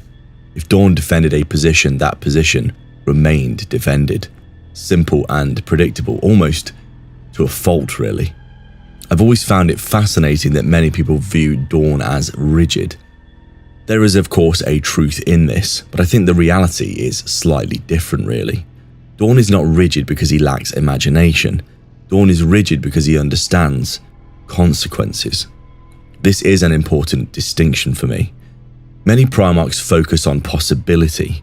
Dawn focuses on outcomes. Many Primarchs ask what could happen, but Dawn asks what will happen if everything goes wrong. And because Warhammer is Warhammer, everything usually does. This mindset naturally leads him towards fortification, defense preparation. The famous image of Dawn standing atop immense walls isn't just symbolism, it's a reflection of how he sees the universe. The galaxy is dangerous, terrible things are coming. The best way to survive is to be ready. Simple and practical, relentlessly logical. The problem is that this approach works so well that it gradually becomes his entire identity. And this creates a difficulty, because while walls are excellent at keeping enemies out, they're not particularly good at letting people in. Emotionally, Dawn often resembles one of his own fortresses, controlled and ordered, disciplined, impossible to read, really. Many of his brothers struggle to connect with him because he rarely expresses anything that he's feeling. Not because he lacks emotion, because he keeps them in check, suppresses them. This is a big difference, of course. I've always thought one of the greatest misconceptions about Dawn is the idea that he is emotionally cold. He is not. In fact, I would argue the opposite. Dawn feels things incredibly deeply. The problem is that he believes duty requires him to hide those feelings, which means they build up year after year, century after century, pressure accumulating behind perfectly maintained walls, and eventually those walls begin to crack. One of the most revealing relationships in his life is his rivalry with Perturabo, of course. Now, whenever people discuss Dawn and Perturabo, they usually focus on the engineering, siege versus fortification, a professional competition, all of which matters, of course. But I think the relationship is deeper than that, because in many ways Perturabo represents everything Dawn refuses to become, really. Perturabo wants recognition. Dawn wants responsibility. Perturabo resents his duty, but Dawn embraces it. Perturabo allows bitterness to consume him in the end. Dawn buries his bitterness beneath his obligations. The irony is that they are remarkably similar men, really. Perhaps that's why they clash so fiercely. Sometimes the people who frustrate us the most are the ones who remind us of ourselves. Dawn simply handles his frustrations differently. Where Perturabo lashes outward, Dawn turns inwardly. Neither approach is particularly healthy. One just looks more stable. Then we have to discuss the Emperor, and honestly, no Primarch may have loved the Emperor more completely than Rogel Dawn. Not in the emotional sense, not in the way Horus once did. Something deeper, something closer to a belief. Dawn trusted the Emperor absolutely, not because he was naive, because he made a conscious choice. He chose faith, and this decision shaped his entire existence. And it makes the Horus heresy all the more devastating. Because when Horus turns traitor, Dawn doesn't simply lose a brother. His entire understanding of reality is shattered. The impossible has happened. The foundation has cracked. The walls are closing in. Throughout the heresy, Dawn carries an almost unimaginable burden. The defense of Terra itself, the protection of the Emperor, the survival of humanity. Everyone remembers Sanguinius during the Siege of Terra. Everyone remembers the Emperor Horus, quite rightly. But I've often thought Dawn's contribution doesn't receive enough appreciation really. Because whilst others performed acts of heroism, Dawn endured. He did the hard yards for everyone else. Day after day, week after week, month after month, he became the wall. The literal and metaphorical wall, standing between humanity and extinction. And that kind of responsibility changes a person. One of the most heartbreaking aspects of Dawn's story is what happens after the heresy, because despite everything he sacrifices, despite everything he achieves, despite literally helping save the Imperium, he never receives his peace. How could he? The man has spent years watching brothers betray one another, watching worlds burn, watching dreams die, watching the Emperor fall. There is no happy ending waiting for him, only more duty, more responsibility and sacrifice. And he accepts it, again, because that's what Rogel Dawn does. The famous conflict over the Codex Astartes reveals this perfectly. Guilliman proposes dividing the legions, and Dawn hates the idea, absolutely hates it. Not because he enjoys power, because he just sees it as another loss, another piece of the old Imperium disappearing forever. For perhaps the first time, we see genuine anger emerge. Not irritation or frustration, but an actual anger. And honestly, it's one of the most human moments in the entire story, really. Because beneath all that discipline there is a grief, an ocean of it. Dawn simply refuses to acknowledge it. The older I've become, the more I've appreciated that aspect of the character. When you're younger, Primarchs like Russ or the Lion often seem more exciting. They're larger than life, dramatic, mythological beings really. Dawn becomes more interesting later for me, because you begin recognizing the cost of responsibility, the loneliness of it, the exhaustion of it. Dawn carries burdens that would break most people, and somehow keeps going, even when he probably shouldn't, even when part of him wants to stop. Eventually he disappears, of course. His ultimate fate remains uncertain as of now. Perhaps dead, perhaps alive, perhaps somewhere in between. Honestly, there's something fitting about this ambiguity for him, because Rogel Dawn has always been defined less by where he is and more about what he represents really. Which brings us to the fundamental question, of course. Who is Rogel Dawn? Is he the builder? Certainly. Some of the greatest fortifications in human history bear his influence. Is he a warrior? Without question. Few Primarchs have demonstrated such relentless determination in battle. Is he loyal? Perhaps more than any other. Yet none of these descriptions truly capture him really. Because at his core, Dawn is something surprisingly rare. A man who places duty above himself. Completely. Utterly. Almost to a fault. It sounds admirable, and it is. But it's also tragic. Because every sacrifice extracts a price. Every burden leaves a mark. Every responsibility carries a cost. Dawn spends his life paying that. Rarely complaining, rarely faltering. Rarely asking for anything in return, or even in the way of help. The galaxy sees a fortress, His brothers see a wall, his enemies see an obstacle.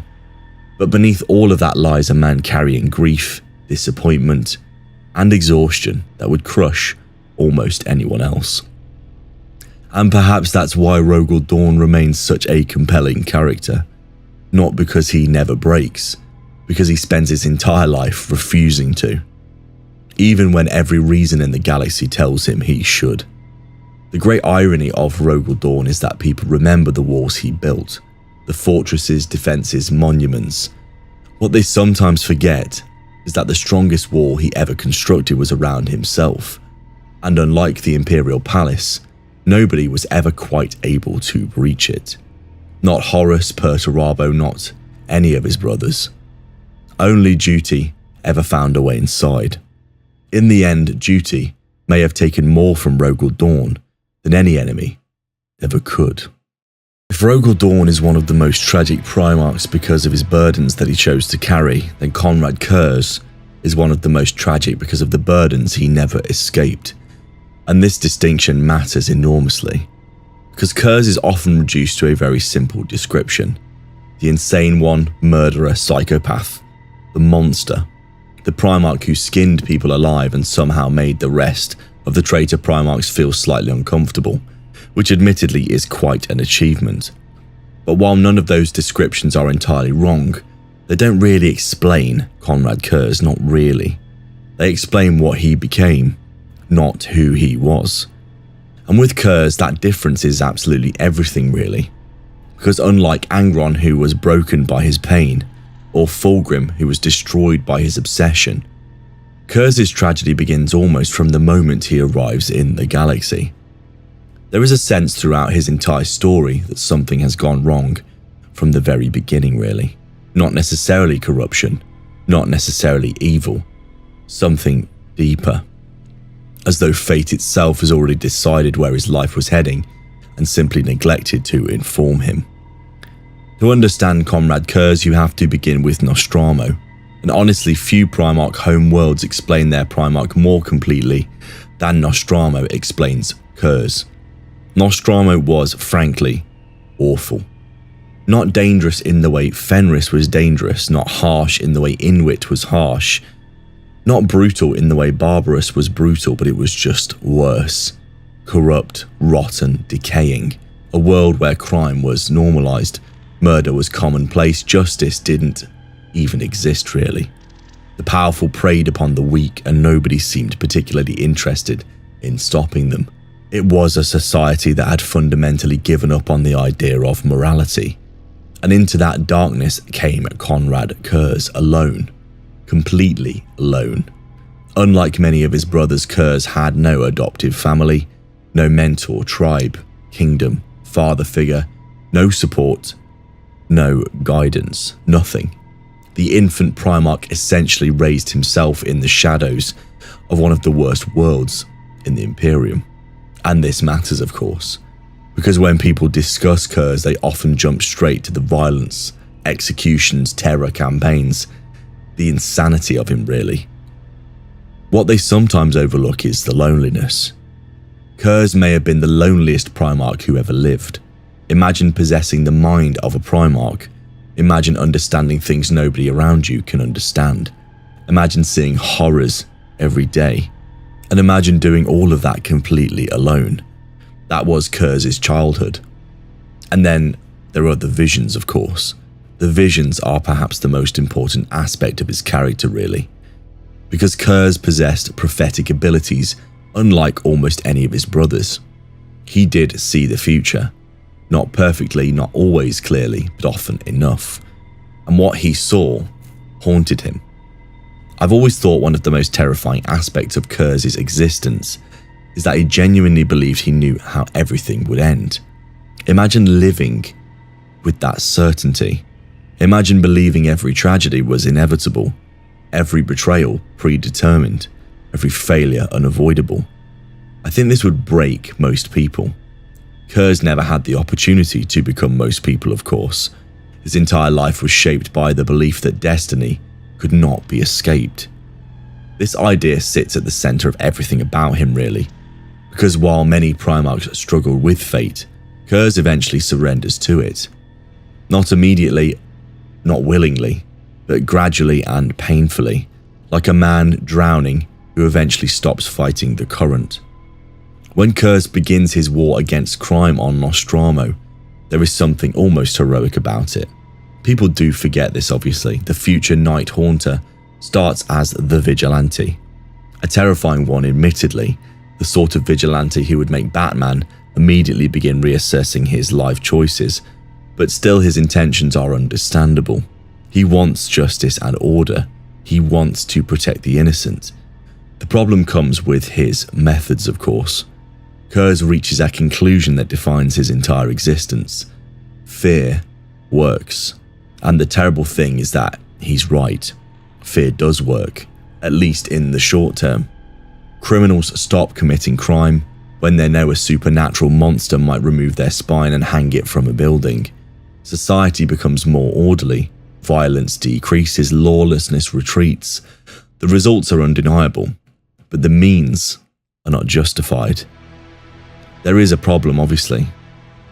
Fear creates obedience, but it does not create virtue. People behave because they are terrified, not because they are better.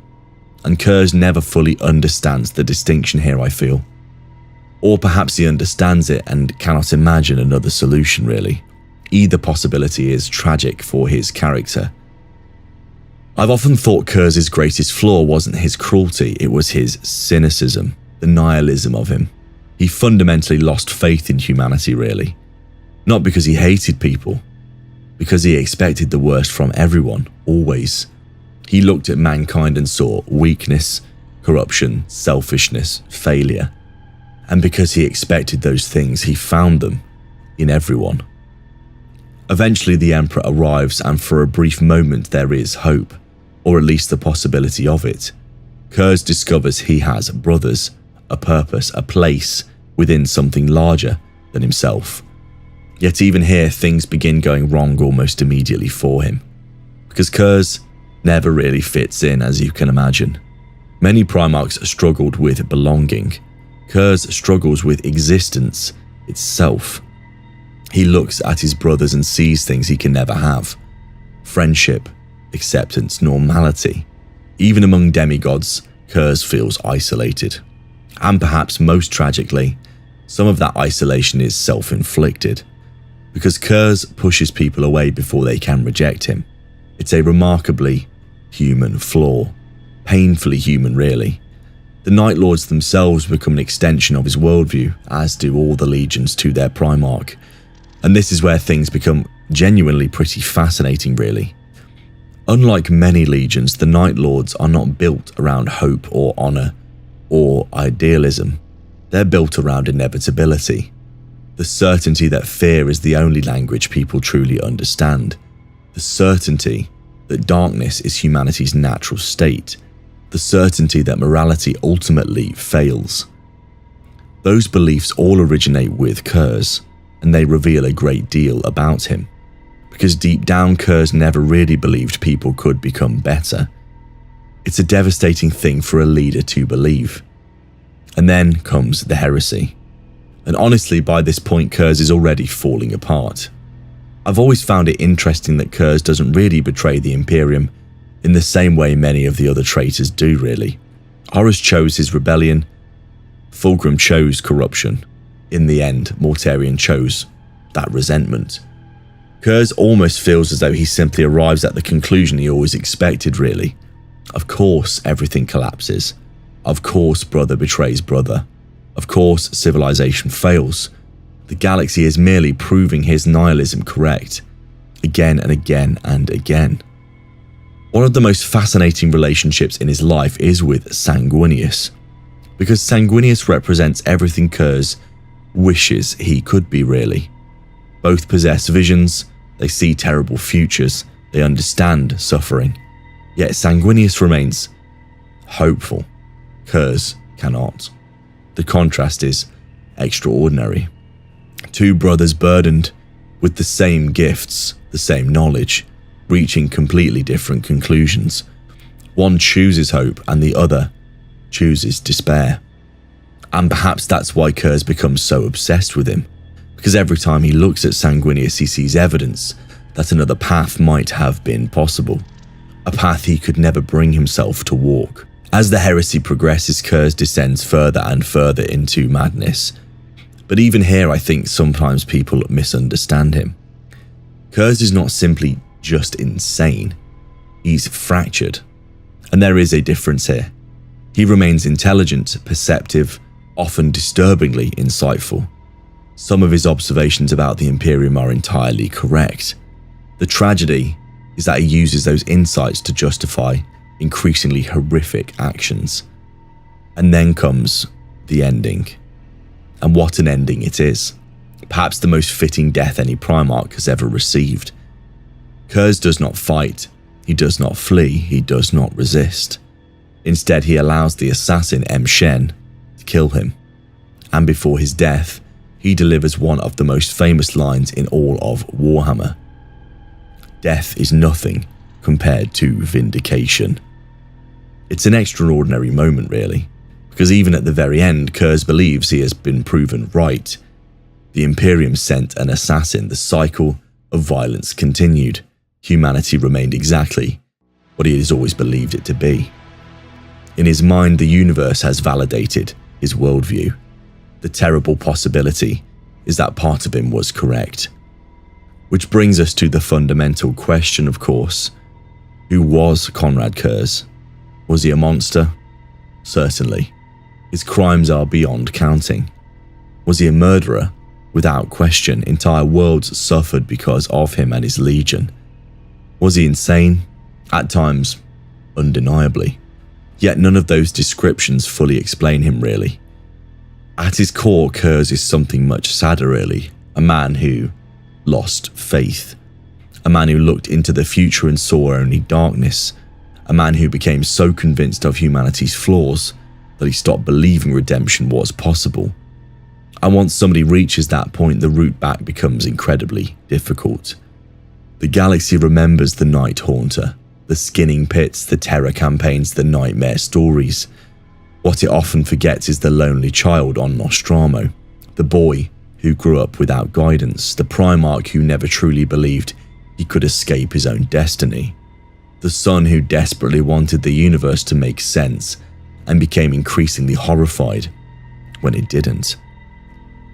And perhaps that's why Konrad Kurz remains such a compelling character, because unlike many villains, he never really sees himself as one. He sees himself as evidence that humanity is broken, evidence that justice is impossible, evidence that fate cannot be escaped. The tragedy is not that Kurz became a monster.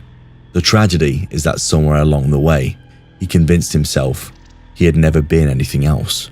And in doing so, he may have ensured that the future he feared most was the only future he could ever reach. Because sometimes the most dangerous prophecy is not the one that comes true. It's the one that you stop trying to prevent.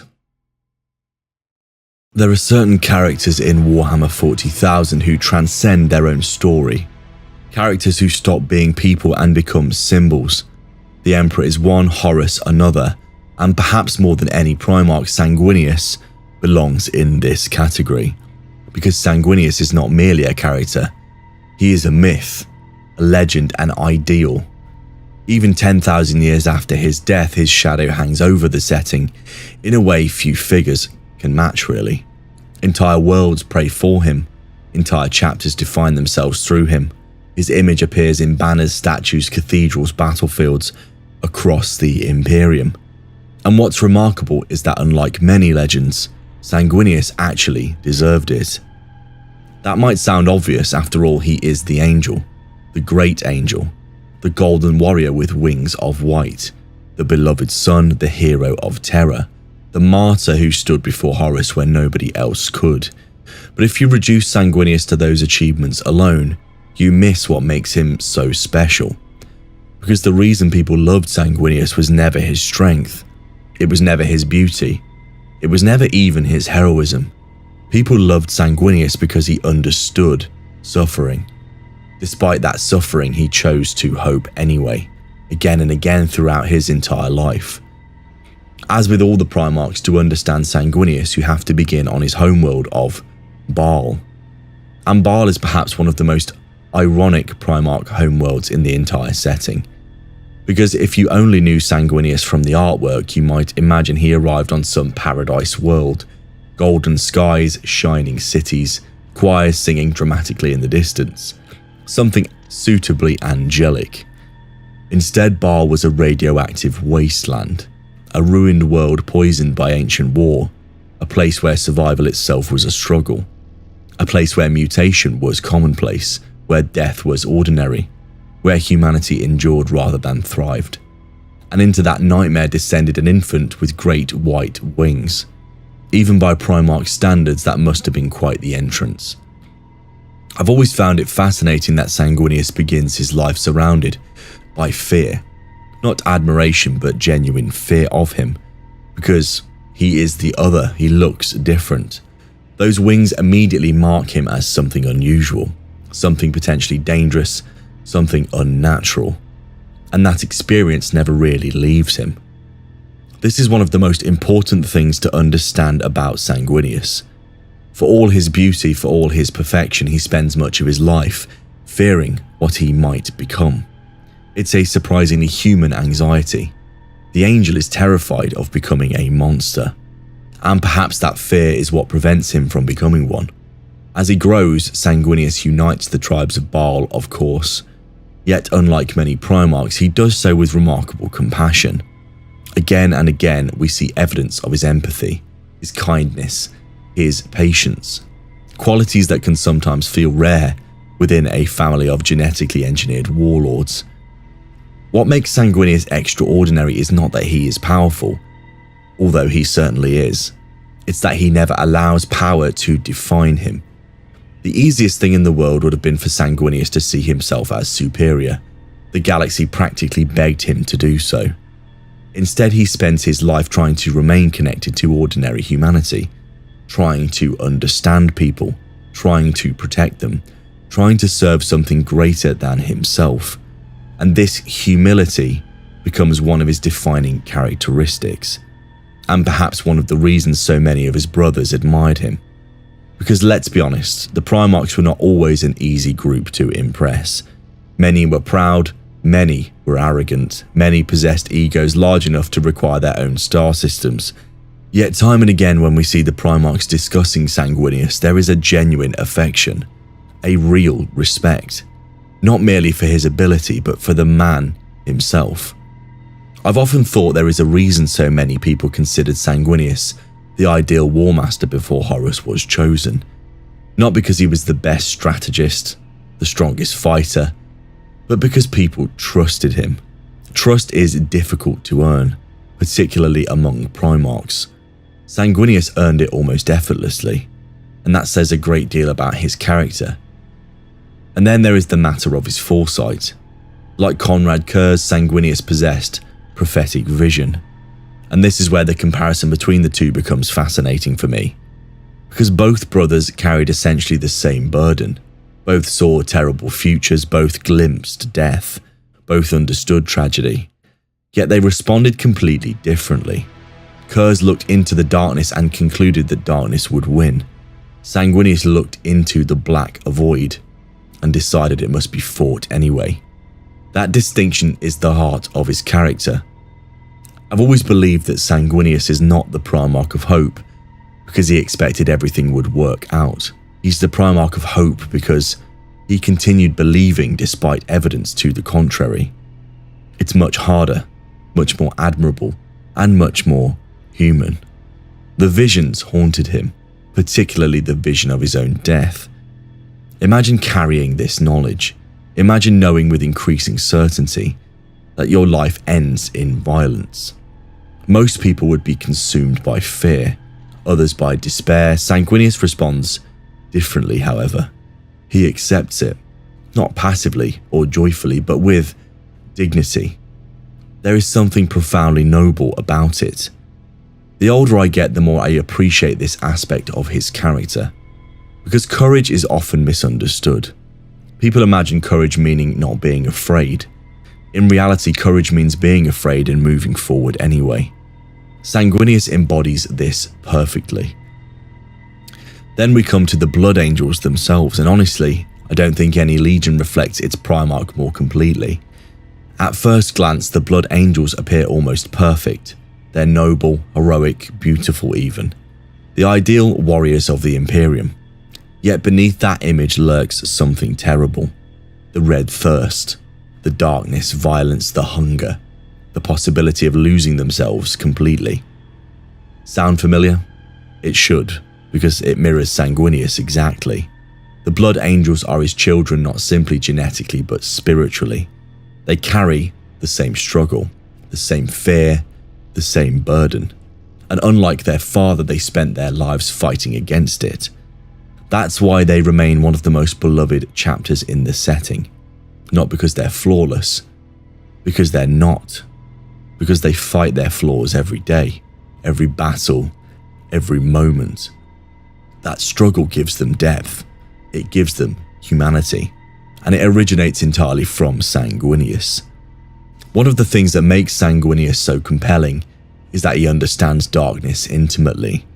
People often portray him as a shining hero, a radiant figure soaring above the battlefield, and that is certainly part of the picture. But what makes him so interesting is that he knows exactly how close he stands to the abyss. He understands rage, violence, temptation, even despair. He simply refuses to surrender to them. There is an enormous difference between innocence and virtue. Innocence means never facing darkness. Virtue means facing darkness and rejecting it. Sanguinius possesses virtue, perhaps more than any other Primarch. And then comes the Horus Heresy. And this is where his legend becomes immortal, forever. Because while many Primarchs contribute to the defense of Terra, Sanguinius becomes its symbol, its heart and soul really. At a time where everything appears lost, people look to the Angel, not merely because of his strength, because of what he represents. Hope, the possibility that goodness still matters, the possibility that sacrifice still matters, the possibility that humanity is worth saving. That symbolic role becomes increasingly important at the siege. That symbolic role becomes increasingly important as the siege progresses. Again and again, Sanguinius performs extraordinary feats, yet the most important thing he does may simply be inspiring others to continue onward. I've always found this so fascinating, really. In a setting obsessed with power, Sanguinius demonstrates the power of belief. And then we arrive at perhaps the most famous moment in all of Warhammer, really. The confrontation aboard the Vengeful Spirit. Now everyone knows the broad outline, the Emperor Horus Sanguinius, the final battle, the death of the Angel. It's mythology at this point. Yet what continues to resonate is not the outcome, it is the choice for me. Sanguinius knows what awaits him. He knows he walks towards his own death. The visions have shown him repeatedly. And still he goes. This is the essence of his character. Not victory, but choice. The conscious decision to stand before Horus despite understanding the cost. Whether he believed he could win is almost irrelevant, really. He believed it was necessary, and so he acted. There is a quote that is often associated with Sanguinius that captures his philosophy beautifully. Only angels may fly. On the surface, it's a simple statement, yet beneath it lies something much deeper.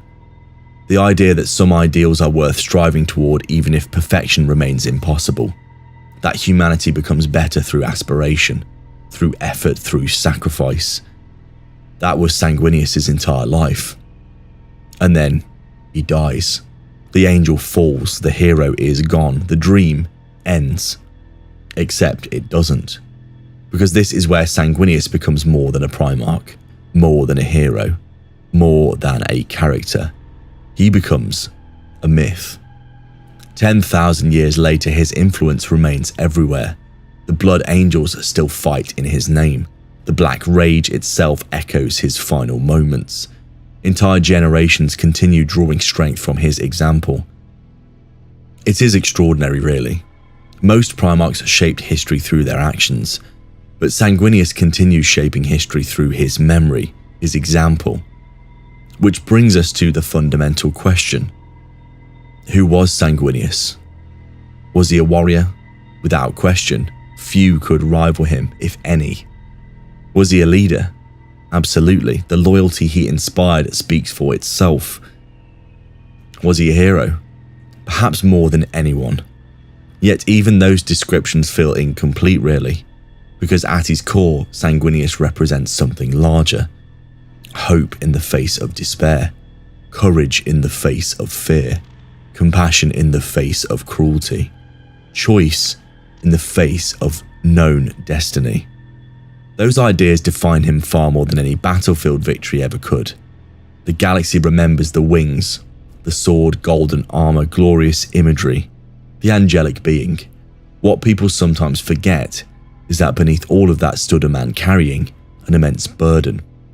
A man haunted by visions, a man terrified of the darkness within himself, a man who knew exactly how his story would end, and who walked towards that ending anyway. Perhaps that is why Sanguinius remains so beloved. I know that he's my favourite Primarch for this reason. Not because he was perfect, because he wasn't. Not because he was powerful, because many Primarchs were. But because among all the Emperor's sons, Sanguinius may have been the one who most fully understood what it meant to be human. The fear, suffering, uncertainty, but still hanging on to hope regardless. And despite all of it, he chose to believe humanity was worth saving. In a universe defined by endless war, that might be one of the most extraordinary acts of faith of all. And perhaps that is why 10,000 years after his death, the angel still flies.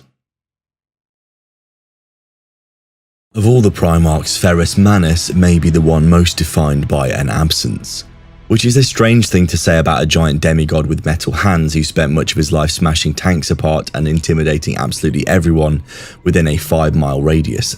Yet it is true. Because when people talk about Ferrus Manus, they rarely begin with Ferrus himself. They begin with Fulgrim, Istvan, they begin with the beheading, they begin with the tragedy of it. And while all of those things are undeniably important, they have also created an unfortunate side effect. Ferrus Manus is often remembered more for how he died rather than how he lived. And I think this is a shame really, because beneath that tragedy lies one of the most fascinating Primarchs in the entire setting really. A man whose entire philosophy revolves around strength. Not power, but strength itself. And contrary to what many people assume, those are not the same thing. In fact, I would argue that understanding the difference between them is the key to understanding Ferrus Manus. Because while many of his brothers spent their lives pursuing greatness, Ferrus spent much of his life pursuing mastery. Not over others, but over himself. And that distinction makes him far more interesting than he is often given credit for. To understand Ferrus, of course, you have to begin on Medusa. And Medusa is one of those worlds that feels almost designed specifically to produce somebody like Ferrus Manus, a harsh and brutal place, a world where survival is earned rather than granted, where weakness carries consequence, where comfort is largely theoretical really. Like many Primarch homeworlds, Medusa was unforgiving, and unlike worlds such as Fenris or Nostromo, Medusa lacked any real illusion about what it was really. It was hard, and everyone knew it was, and everybody lived, accepting this reality. There is something very Ferrus Manus about it. No pretense, excuses, no self-pity, just the cold hard reality of it. And reality did not care how anybody felt about it either. From an early age, Ferrus distinguished himself through determination.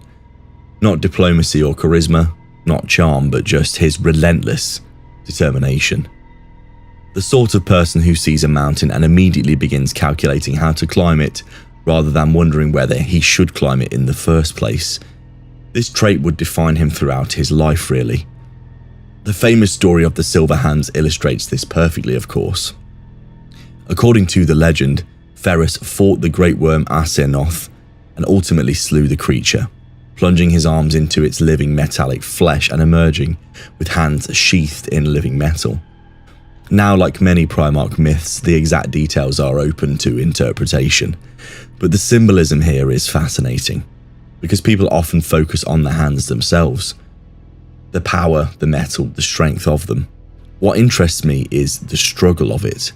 Ferrus sees something impossible and overcomes it, not because he's destined to, because he refuses to quit. That attitude becomes central to everything that he is, really.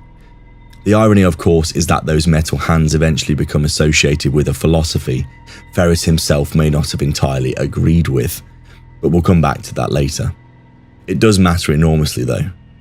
When the Emperor arrives, Ferrus joins the Great Crusade and quickly establishes himself as one of the most formidable commanders in the Imperium. And I mean formidable in the truest sense of the word. Ferrus Manus is not a Primarch people casually challenge. Even among his brothers, he commands immense respect.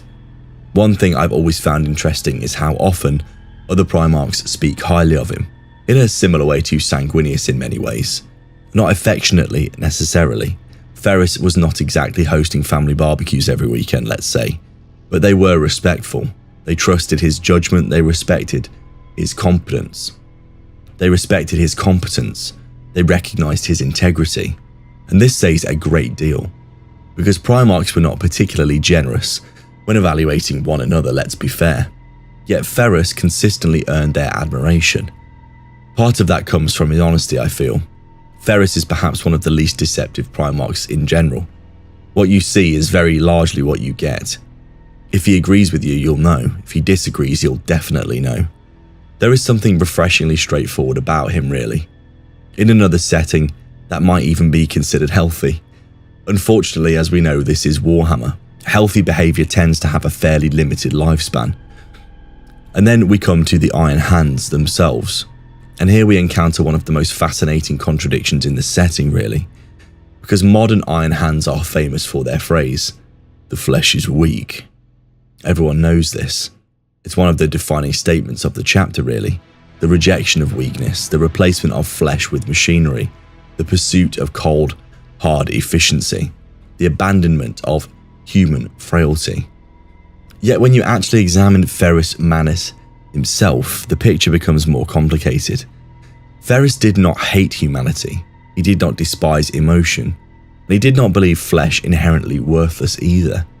In fact, there are moments where he explicitly warns against becoming dependent upon augmentation. He sees strength as something that must come from within, not something bolted onto your body afterwards. This distinction is, of course, crucial. The tragedy of the Iron Hands is that after Ferrus dies, they misunderstand him. Not completely, but significantly enough. They take fragments of his philosophy and exaggerate them until they become something entirely different. It's one of the saddest legacies any Primarch leaves behind, really. The sons who worship strength become increasingly disconnected from the very humanity their fathers sought to strengthen. I've always found this quite a fascinating dichotomy, because Ferrus is often remembered as cold, yet his chapter arguably becomes colder after he is gone. And then we come to Fulgrim, of course, and honestly no discussion of Ferrus can avoid Fulgrim. Their friendship is simply too important. Perhaps the most important friendship between any two Primarchs, really, which is ironic given how things end. The relationship works because the two men admire qualities within each other. Ferrus sees Fulgrim's creativity, his ambition, his artistry. Fulgrim sees Ferrus's discipline, his craftsmanship and his resilience. Each recognizes something valuable in the other. And for a time, it genuinely works. They do become very close, perhaps closer than many Primarchs ever allow themselves to be. That's why the eventual betrayal hurts so much, really. Not because enemies become enemies, but because friends do. There is a profound difference here, obviously. One of the things that makes Ferrus compelling is his refusal to compromise his principles. When Fulgrim offers him a chance to join Horus, Ferrus doesn't hesitate. He doesn't waver, he doesn't rationalize, he just rejects the offer immediately. Now, some people interpret this as a stubbornness, and perhaps there is some truth in that. But I think it's something deeper. Ferrus knows who he is. He knows what he believes. There is a tremendous strength in his certainty of his character. The problem is that certainty can also become a rigidity, and nowhere is that more apparent than on Isstvan 5. The drop site massacre is one of the defining catastrophes of the heresy, and at its centre stands Ferrus Manus, angry and determined, refusing to back down. Part of him wants justice, part of him wants vengeance, part of him wants answers. Most of all, I think he wants his brother back, the old Fulgrim, the friend he once knew. The tragedy is that friend was already gone. And what follows is one of the most famous moments in Warhammer history. Fulgrim kills Ferrus Manus, the Gorgon falls, the Iron Hands are shattered, the heresy then escalates, and just like that, one of the Imperium's greatest champions is gone. I've often wondered how different the heresy might have been had Ferrus survived, because unlike many Primarchs, Ferrus possessed a remarkable ability to cut through the nonsense really. No mysticism, grand speeches, no elaborate philosophical detour. He was just action. All action, clarity, purpose. The Loyalists lose more than a warrior on Isstvan. They lose a stabilizing force really, a voice that might have mattered enormously in the years that followed. And perhaps that's why his death feels so significant to me. Not simply because he dies, but because the galaxy loses what he is. Which brings us to the fundamental question. Who was Ferrus Manus? Was he a warrior? Undoubtedly. One of the finest in the Imperium. Was he a craftsman? Absolutely. His creations were legendary. Was he strong? Perhaps stronger than most, yet none of those descriptions as usual capture him fully really. At his core, Ferrus Manus is a character obsessed with self-mastery. Not domination or glory, but mastery of the self. The belief that true strength comes from discipline, from perseverance, from confronting weakness, rather than pretending it doesn't exist. That philosophy defines everything. The galaxy remembers the metal hands, the hammer, the battlefield victories, the violent ending. What people sometimes overlook is the man beneath, the man before all the tragedy, the Primarch who valued honesty, the friend who believed Fulgrim could be saved, the leader who demanded excellence because he believed excellence truly mattered, the son who spent his life trying to become stronger without losing himself in the process. And perhaps that's why Ferrus remains such a fascinating figure, despite his relatively short role within the wider narrative.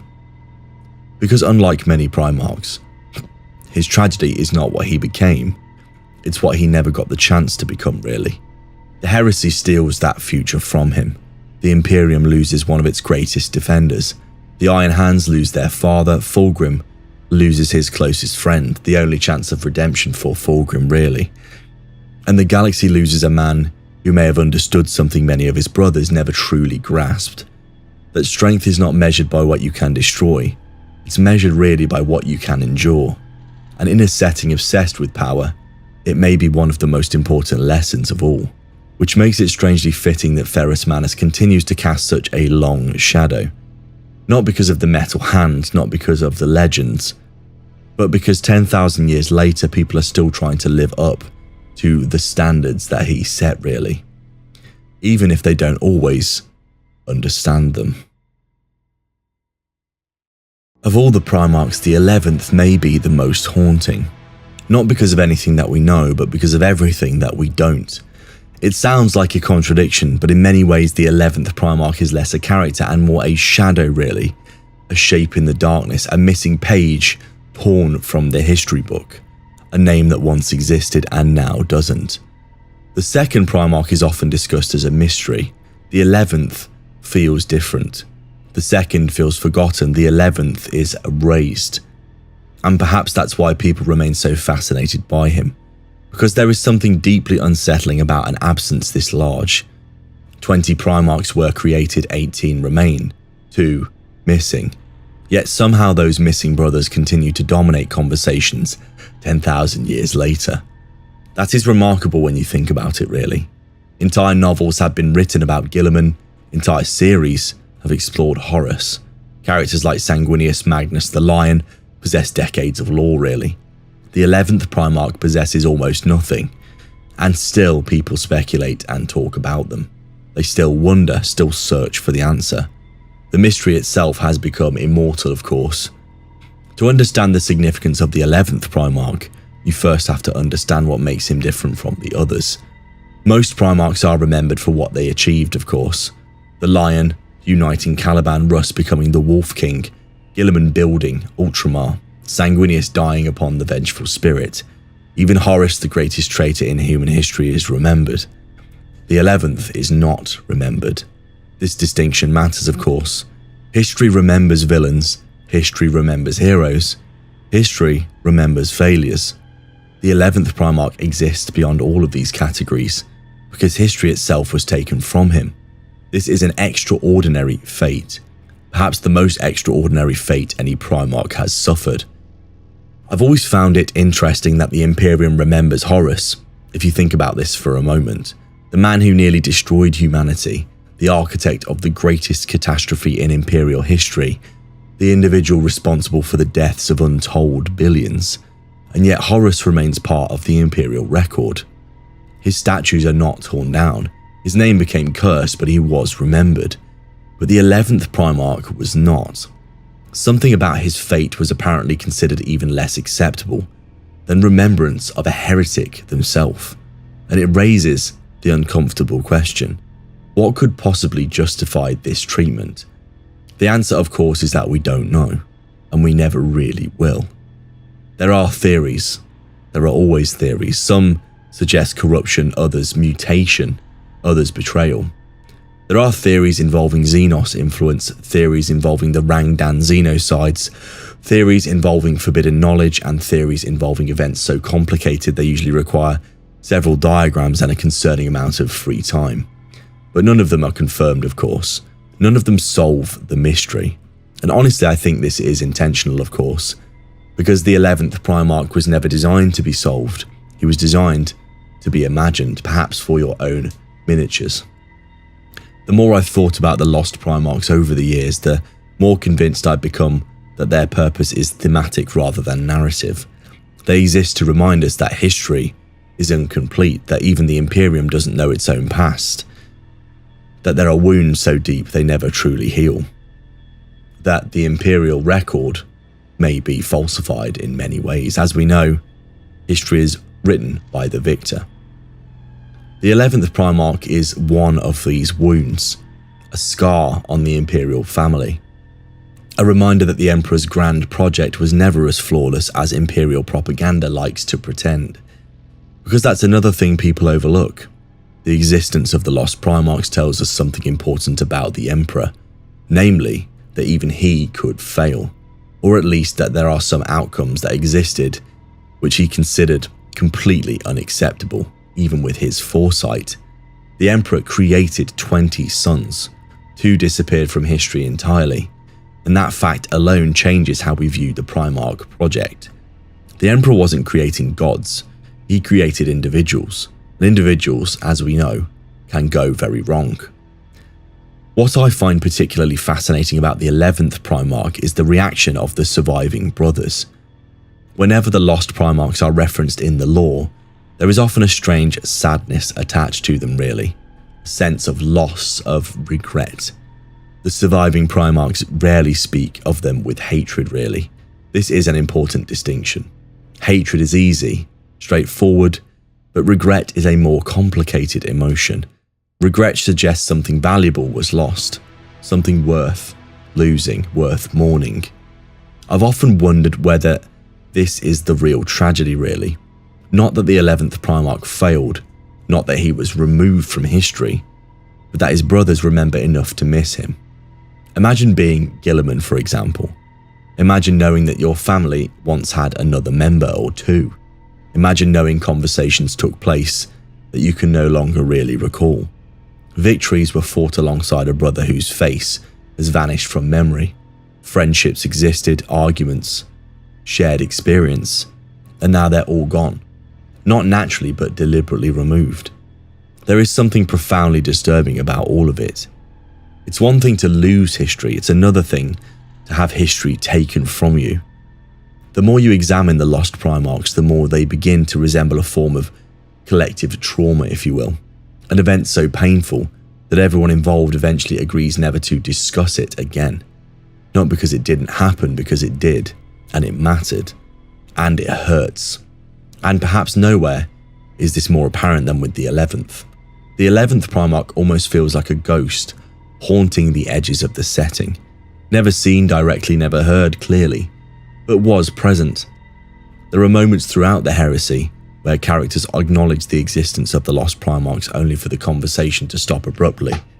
The silence itself, meaningful. The refusal to speak becomes part of the story, really. It's remarkably effective storytelling when you think about it. Most fictional universes answer questions directly, but Warhammer occasionally refuses, and that refusal creates a mystery larger than almost any answer could. Let's be honest, if Games Workshop revealed the 11th Primarch tomorrow, a large part of the magic would disappear immediately. No explanation could truly ever compete with 40 years of speculation. No backstory could match the imagination of millions of fans. The mystery works precisely because it remains unresolved. The unknown is doing all the heavy lifting, as we can see. And nowhere is that more true than with the 11th. Because unlike the second, who sometimes feels associated with intellectual curiosity and some forgotten history, the 11th often feels associated with loss itself. A brother who should be standing among the others but isn't. A place at the table that remains permanently empty. A silence where a voice once existed. So this brings us to the question, who was the 11th Primarch? The answer is simple, we just don't know. We don't know his name, personality, we don't know his legion. We don't know achievements, failures, we don't know anything about his fate really. And I think this is the point, of course. The 11th Primarch ultimately represents something larger than any individual character. He represents uncertainty, the uncomfortable reality that some questions remain unanswered. The idea that history can be incomplete, that memory can fail, that the Imperium will rewrite anything that it needs to maintain its image. Even in a galaxy filled with gods, demons and immortal warriors, there are still mysteries nobody has solved. The galaxy remembers Horus, Sanguinius, Guilliman the Lion, heroes, villains alike, but somewhere in the darkness beyond recorded history stands the 11th Primarch, a forgotten son, a missing brother, a shadow cast across 10,000 years. And perhaps the strangest thing of all is that despite knowing almost nothing about him, despite possessing no name, face, voice, he remains one of the most fascinating figures in the entire setting.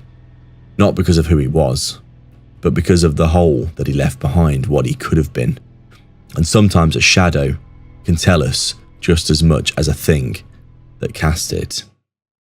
Of all the Primarchs, Angron is perhaps the easiest to pity. Not excuse or defend, not even justify, but you can feel sorry for him quite easily. This distinction is important, of course, because Angron is responsible for horrors beyond imagining, really. Entire worlds burned because of him. Millions died beneath his axe. His legion became one of the most terrifying forces in the galaxy. By any reasonable standard, Angron is a monster, probably the most monstrous of all the Primarchs in the end. Yet unlike many monsters, Angron did not choose the path that made him one, which makes his story, like many of the Primarchs, so tragic. Because when you examine the lives of the traitor Primarchs, there is usually a moment where a different decision might have changed everything. Fulgrim could have rejected the Layer Blade. Magnus could have ignored the temptation to use forbidden power. Mortarion could have let go of his pride. Even Horus, despite everything, still possessed moments where another road remained open to him. With Angron, those moments are much harder to find, because before he even met the Emperor, before he even commanded the World Eaters, before he even heard the whispers of chaos, something had already been done to him, something that stole part of his future, and perhaps part of his soul. To understand Angron, as with all the Primarchs, you have to begin on his homeworld of New Kyria. And honestly, if there is one Primarch whose homeworld feels like a cruel joke played by fate, it's probably Angron. Because Angron was not supposed to become what he became. At least I don't think so. When the infant Primarch landed on New Kyria, he was discovered by slavers. Not kings, warriors, tribes, but slavers. And from that moment onwards, his life became suffering. Now, suffering alone does not make Angron. Many Primarchs suffered. Curse, Mortarion, even the Lion endured isolation and hardship. The difference is that Angron was denied agency. Again and again, his life was defined by chains. Literal chains and metaphorical chains. Every stage of his life involved somebody else making decisions for him. And this matters, I think, enormously for his character. Because if there is one thing that Angron values above all else, it's freedom. Ironically, perhaps more than even Jagged-Eye Khan. The difference is that the Khan experienced it, and Angron has never truly had this. The young Angron was forced into the gladiatorial arenas of New Kyria, and here we find the first glimpse of the man he might have become. A detail that often gets overlooked. Angron was compassionate. And I know this sounds strange, but this is true. Compassion is not exactly the first word people associate with the demon Primarch, whose primary hobby involves removing people from existence with chain axes. But it's true. Early Angron displayed remarkable empathy. He cared about his fellow gladiators. He protected them, fought for them, and even loved them. And I don't use this word lightly. There is a genuine affection in those stories, a genuine connection. The slave armies that eventually followed him did not merely obey him, they actually believed in him. It's a distinction that is crucial for his character later on, because Angron became something more than a gladiator really. He became a symbol, a leader, a liberator, much like other Primarchs in many ways, a man who inspired hope among people who possessed almost none. I've always found that version of Angron very fascinating really, because it reveals what the Emperor may have intended him to be. Not a destroyer, but a protector. The Primarch who understood suffering because he had experienced it himself. The son who fought for the oppressed because he had once been one of them. There is a beautiful story hidden inside Angron's origins. The tragedy is that he never gets the chance to flourish really. And then comes the butcher's nails. And honestly, it is difficult to overstate how important they are really. People often discuss Angron's anger as though it was simply part of his personality, but it wasn't entirely. The nails fundamentally altered him. They rewired his mind.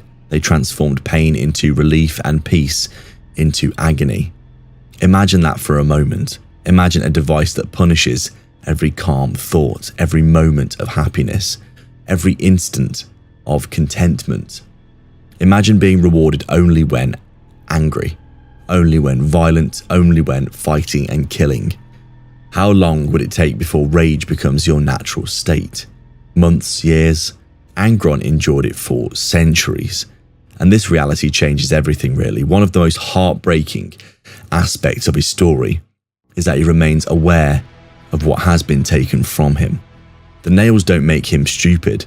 They don't erase his intelligence. If anything, they make his suffering worse because he understands it. He knows what's happened to him. He knows what he's lost and he cannot escape it. And then comes that defining moment. The moment that shapes the rest of his existence really. The Emperor arrives. And it should be a triumph. This is how Primarch stories are supposed to work. The father finds the son. The lost heir joins the Imperium. The great journey begins. Except that is not what happens. Because Angron is not waiting to be rescued, he's waiting to die, alongside his fellow gladiators, alongside the people that he loves, alongside the only family he has ever known. And then the Emperor takes him away. Just him. Not anyone else. I've always believed this is one of the most important moments in all of Warhammer, especially for Angron, because it destroys something inside of him. The Emperor saves his life while simultaneously taking away the only thing that gave his life meaning. The rebellion is crushed, the gladiators die, the family Angron chose is annihilated. And Angron never forgives him. Honestly, I'm not sure he ever could. It's a devastating thing to happen. The relationship never recovers. It never even begins, really. Unlike Horus, who loved the Emperor before turning against him, Angron's resentment begins almost immediately. The foundations were rotten from the start. And then we arrive at the World Eaters. And the tragedy here deepens, of course. Angron's relationship with his legion is extraordinarily complicated. He doesn't hate them, but he struggles to love them. Not because they are unworthy, because he never wanted them, and that is the uncomfortable truth here. Many Primarchs viewed their legions as sons. Angron often viewed his as a reminder of a life he didn't choose, a role he didn't want, an imperium that he never believed in. And yet, despite all of this, moments of genuine connection still emerge, which makes everything even more sad, really. Because beneath the rage, there is still a fragment of the man he might have been. The problem is that those fragments become increasingly difficult to reach. The World Eaters eventually adopt the Butcher's Nails themselves, of course, and honestly, this may be one of the most tragic decisions in any legion's history, really, because it spreads Angron's suffering to thousands of others, an entire legion choosing to share its father's pain. Not understanding that pain was precisely the thing destroying him. There is something quite heartbreaking, really, about all of this. A desire for connection with the father becoming an act of self-destruction. And then we come to the heresy, and unlike some traitor Primarchs, Angron barely requires convincing, really. The Imperium has already failed him, the Emperor betrayed him, the galaxy failed him as well. Chaos simply offers direction to emotions that have been brewing for hundreds of years. Yet even here, I think people sometimes misunderstand Angron. His story is not really about hatred. Hatred implies a focus, a purpose. Angron's story is really about pain. Endless and relentless. Pain so overwhelming that eventually destruction becomes the only escape. I've often thought Angron may be the Primarch most defined by suffering, really. Not because he suffers more than anyone else, because suffering becomes his entire reality, his entire character, really, his identity, his whole existence. And then he comes to demonhood. And here the tragedy reaches the final form. Most demon Primarchs gain something: power, knowledge, immortality, transcendence. Angron gains another set of chains. Different ones, but chains nonetheless. The great irony here is almost cruel, really, to his character. The Primarch who spent his life longing for freedom ultimately becomes the eternal servant of Khorne, bound forever, unable to escape, heal, or rest. The thing he wanted most remains forever beyond his reach. And honestly, it's one of the bleakest outcomes in the entire setting, really. Even now, 10,000 years later, Angron continues raging across the galaxy. Worlds burn, armies die, the Red Angel descends from the heavens and entire systems tremble. Yet beneath all of that violence remains the same tragedy, the same wounded gladiator, the same broken son, the same man who once fought for freedom on the sands of New Kyria. Which brings us to the fundamental question. Who was Angron? Was he a warrior? Undoubtedly. One of the best, really. Was he a destroyer? Without question, his legacy speaks for itself. Was he a monster? By the end, certainly. Yet none of this, as usual, really captures his character. At his core, Angron is something much sadder, really. Ultimately, he's just a victim. Not in a way that absolves him, not in a way that excuses what he became, but I would say in a way that explains him. He is the story of potential stolen before it could flourish, a hero who never received the chance to become heroic, a liberator who spent his life in chains, a compassionate soul buried beneath unimaginable pain. The galaxy remembers the rage, bloodshed, axes and screams. What people sometimes forget is the gladiator, the brother, the rebel, the man who inspired hope among the hopeless, the man who loved his brothers before he was snatched away from them. And perhaps that's why Angron remains such a compelling character for me. Among all the Primarchs, he may be the one who most clearly shows the difference between destiny and tragedy. Destiny suggests an inevitability of outcome. Tragedy suggests a loss. Angron was not destined to become the Red Angel. Something was taken from him, something precious and irreplaceable, and the galaxy has been paying the price ever since. Because every time Angron charges into battle, every time another world burns in his wake, every time Khorne's laughter echoes through the warp, there remains a lingering question, not what Angron became, but who he might have been if somebody had simply broken his chains instead of forging new ones. Of all the Primarchs, Roboute Guilliman may have undergone the most dramatic transformation in the eyes of the fanbase. Not because Games Workshop changed him, because people finally started paying attention to him. For years, Guilliman occupied a rather unusual place within Warhammer lore, really. He was respected, important, influential, but somehow overlooked in many ways. Or perhaps misunderstood might be a better word. To many people, Guilliman was simply the administrator, the bureaucrat, the man with the spreadsheets, if you will. The Primarch who looked at the galaxy engulfed in endless war and thought, yes, but how do we organise the supply chain correctly? There were jokes, lots of them. Some of them admittedly are pretty funny. And for a long time, that perception of Guilliman really stuck. But then he has come back, and suddenly people realise something about him. The administrator was actually one of the most interesting characters in the setting, really, because beneath the image of the Empire builder lies a profoundly human tragedy in him. A son trying to save an empire that no longer resembles the one that he helped to create. A statesman trapped in a nightmare. A rational man forced to navigate a galaxy that has become increasingly irrational. And perhaps most importantly, a Primarch who spends most of his life carrying responsibilities nobody else wants. Which, when you think about it, is an oddly reoccurring theme among the Emperor's sons. As with everyone, to understand Guilliman, you have to begin with his homeworld of Macragge. And unlike many Primarch homeworlds, Macragge was not a wasteland or a death world, not a nightmare realm of monsters and misery. It was actually functional, remarkably functional in fact. Now, that may not sound particularly exciting by Primarch standards. Nobody writes epic songs about an efficient tax collection scheme. At least I hope they don't. But it matters enormously for his character, of course, because Macragge gave Guilliman something many of his brothers never received. Stability in his childhood, structure and guidance, and actually, a family. The influence of Connor Guilliman, his adoptive father, cannot really be overstated. While many Primarchs grew up isolated or traumatized, Guilliman grew up learning how to govern, how to build, how to lead, how to think beyond the battlefield.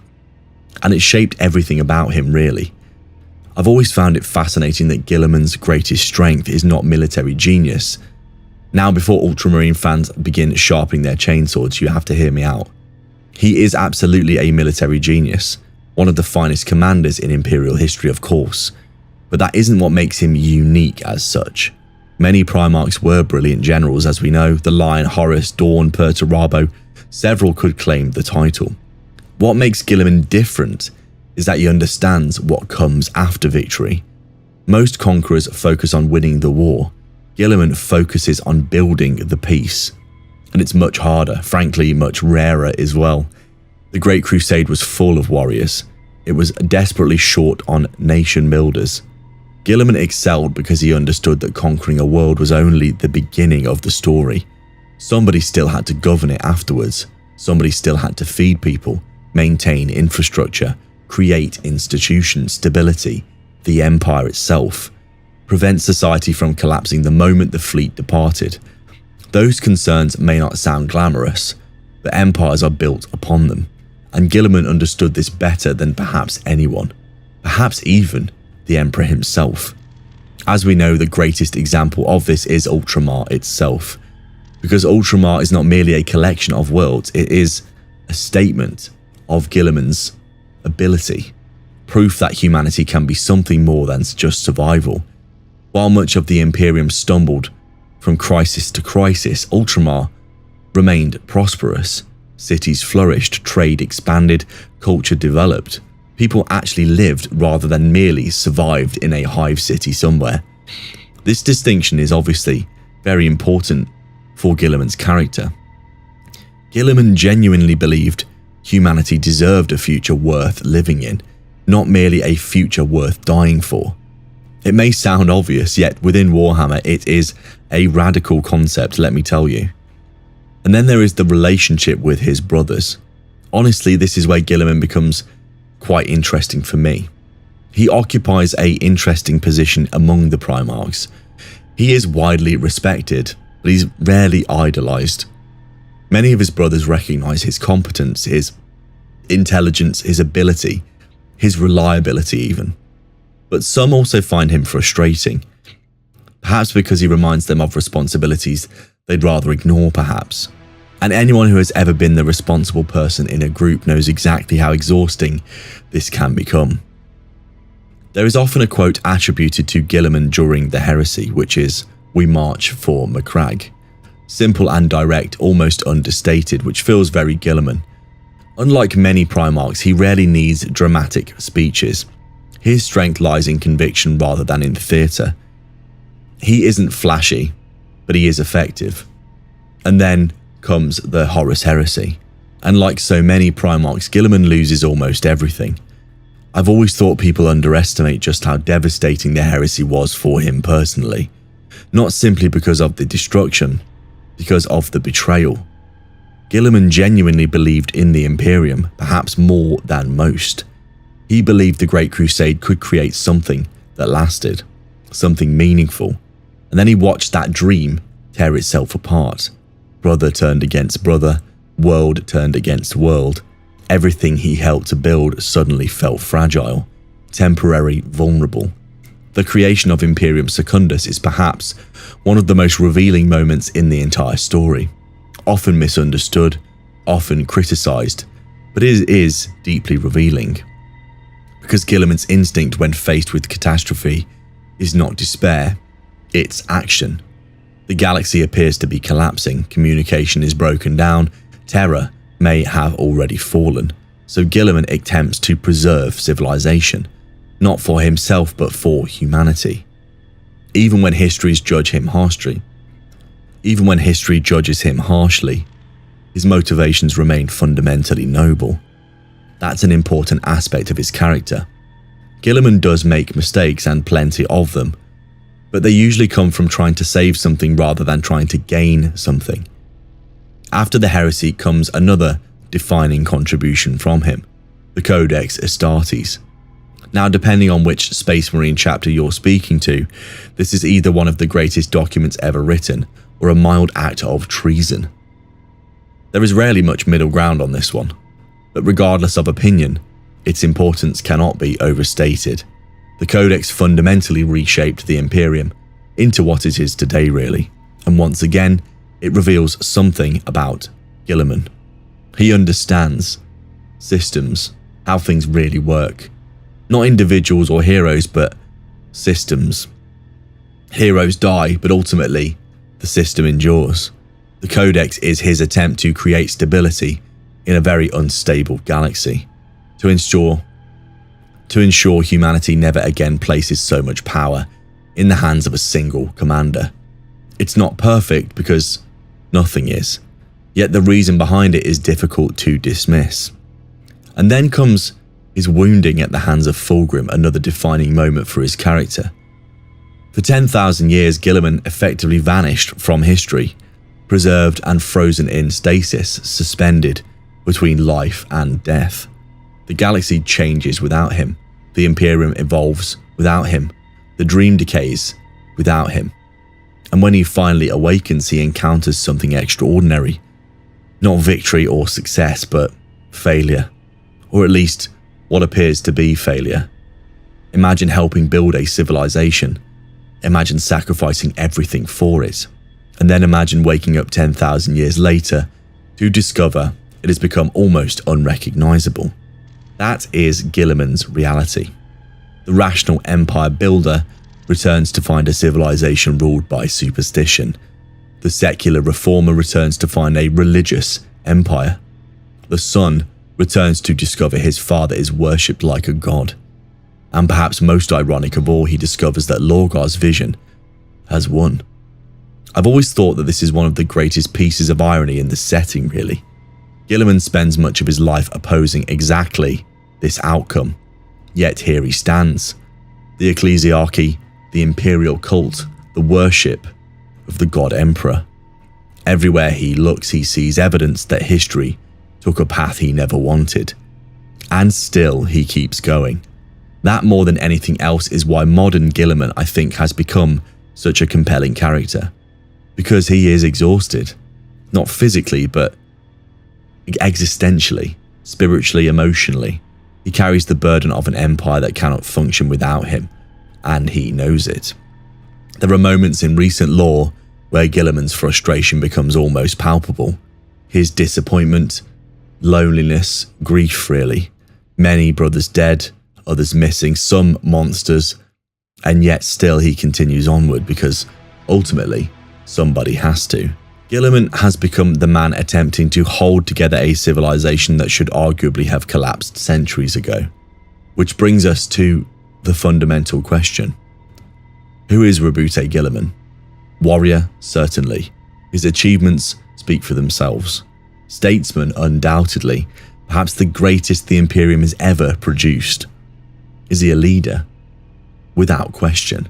Entire sectors continue functioning because of his efforts.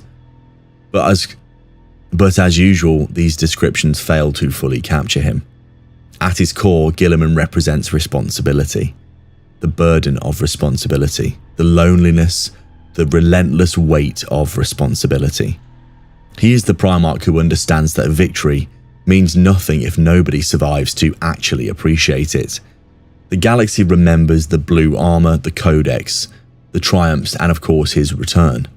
What people sometimes overlook is the man beneath them, the son who genuinely believed humanity could build something better, the ruler who cared about ordinary lives, the brother who watched his family destroy itself, the Primarch who woke up in a future he barely recognized and decided to try and save it anyway. And perhaps that is why Guilliman has become so beloved in recent years. Not because he is flawless, because he isn't. Not because he's the strongest, because he probably isn't either. But because among all the Primarchs, he may be the one facing the most impossible challenge. Everyone else fought to build it. Everyone else fought to build the Imperium. Guilliman has to live with what it became. And despite everything he's seen, all the disappointment, the grief, the frustration, he still believes humanity deserves a future. That stubborn optimism feels almost rebellious in modern Warhammer really, which is perhaps why it matters so much. Because in a galaxy consumed by darkness, Roboute Guilliman remains one of the very few people still trying to keep the lights on. And some days, that may be the bravest thing any Primarch has ever done. Of all the traitor Primarchs, Mortarion may be the hardest to judge fairly. Not because his actions are complicated, many of them aren't. Not because his motivations are impossible to understand, in truth they are painfully obvious. And most certainly not because he lacks flaws. Mortarion possesses enough flaws to keep Warhammer authors employed for another 20 years. The difficulty comes from something else. Because the more you learn about Mortarion, the more you realise that he is simultaneously one of the most justified and one of the most self-destructive Primarchs of them all really. He is a man whose deepest beliefs were often correct, a man who saw genuine problems that others ignored, a man who understood dangers that many of his brothers underestimated, and yet somehow, despite recognising so much truth, he consistently reached the wrong conclusion. There is something almost Shakespearean about all of it.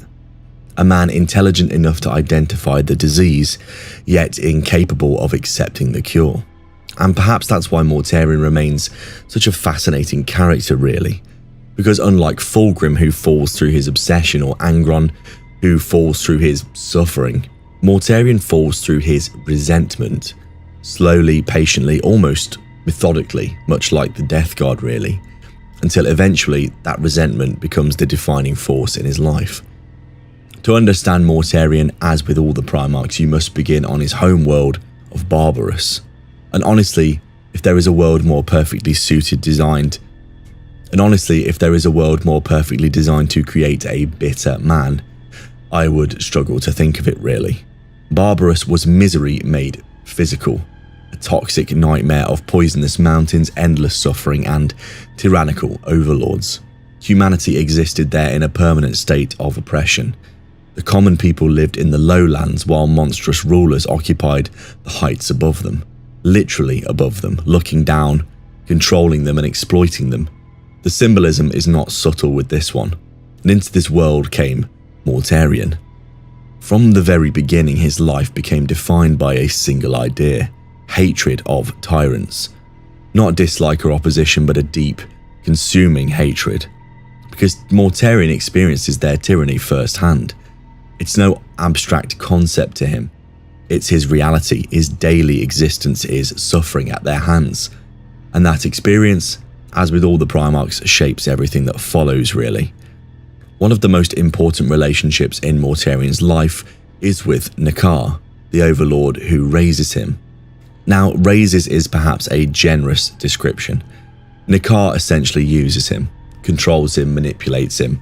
Mortarion grows up surrounded by cruelty masquerading as authority, power exercised without any compassion, strength imposed with no justice. And over time he comes to associate hierarchy itself with oppression. And this distinction matters a lot for later on, because many people resist tyrants. Mortarion learns to distrust power entirely. The problem is that this belief never really leaves him, even after Barbarous, even after the Emperor, even after the Great Crusade. The wound remains open, the resentment remains alive. Eventually Mortarion descends from the poisonous mountains and joins humanity. And here we see one of the most admirable aspects of his character. Because unlike some Primarchs, Mortarion genuinely identifies with ordinary people. Not theoretically, but actually on a personal level. He remembers suffering, weakness, fear. There is a grounded quality to Mortarion that many of the Primarchs lack. He does not see himself as separate from humanity, at least not initially. He sees himself as one of them, simply a stronger version. That perspective influences everything that he becomes really. It's one reason the Death Guard becomes so respected during the Great Crusade, because they embody endurance. Not glory and spectacle, but this endurance of character. They march through conditions that would break other legions. They survive hardship that would destroy an ordinary army, and they do so without complaint, or at least much complaint. Mortarion values resilience above almost everything else. The ability to endure suffering, the ability to continue despite hardships, just the ability to survive really. It sounds admirable, and often it is. The problem is that resilience can eventually become stubbornness, and stubbornness can eventually become blindness. Mortarion spends much of his life walking this line. And then comes the Emperor. And honestly, this is where things start going wrong very quickly, because the Emperor arrives at precisely the worst possible moment. Mortarion is preparing to overthrow Nakar, to confront the tyrant himself, to earn freedom through his own effort. And then the Emperor intervenes, Nakar dies, and the rebellion succeeds, but not because of Mortarion, because of someone stronger, someone more powerful, someone arriving from above. Now, if you're watching this and thinking that sounds suspiciously similar to the tyrants Mortarion already hated, congratulations, you've identified the problem in essence.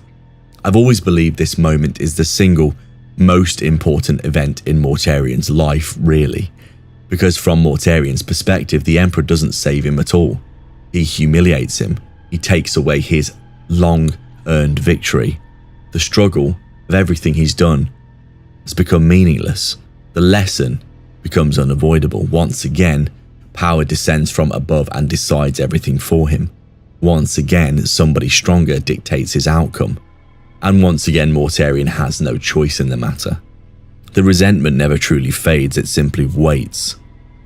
And then we move to the Great Crusade, and for a while things do function. Mortarion fights and conquers. He serves. Yet beneath the surface, Dissatisfaction is growing. Mortarion notices things. He notices the Emperor's secrecy. He notices the concentration of power. He notices the hypocrisy of his actions. And to be fair, some of his criticisms are not entirely unreasonable. The Emperor demands obedience while concealing enormous truth. He speaks of liberation while ruling an empire. He condemns superstition while encouraging devotion. These contradictions exist and Mortarion sees them. The tragedy is that seeing problems does not automatically produce wisdom. One of the most fascinating aspects of Mortarion's character is that he often identifies genuine flaws in others while remaining completely blind to similar flaws within himself. He hates tyrants, but then he serves Horus. He despises corruption and then he embraces chaos. He values independence and then he becomes the servant of a chaos god. The irony is obviously extraordinary and entirely tragic, really. Unlike some of the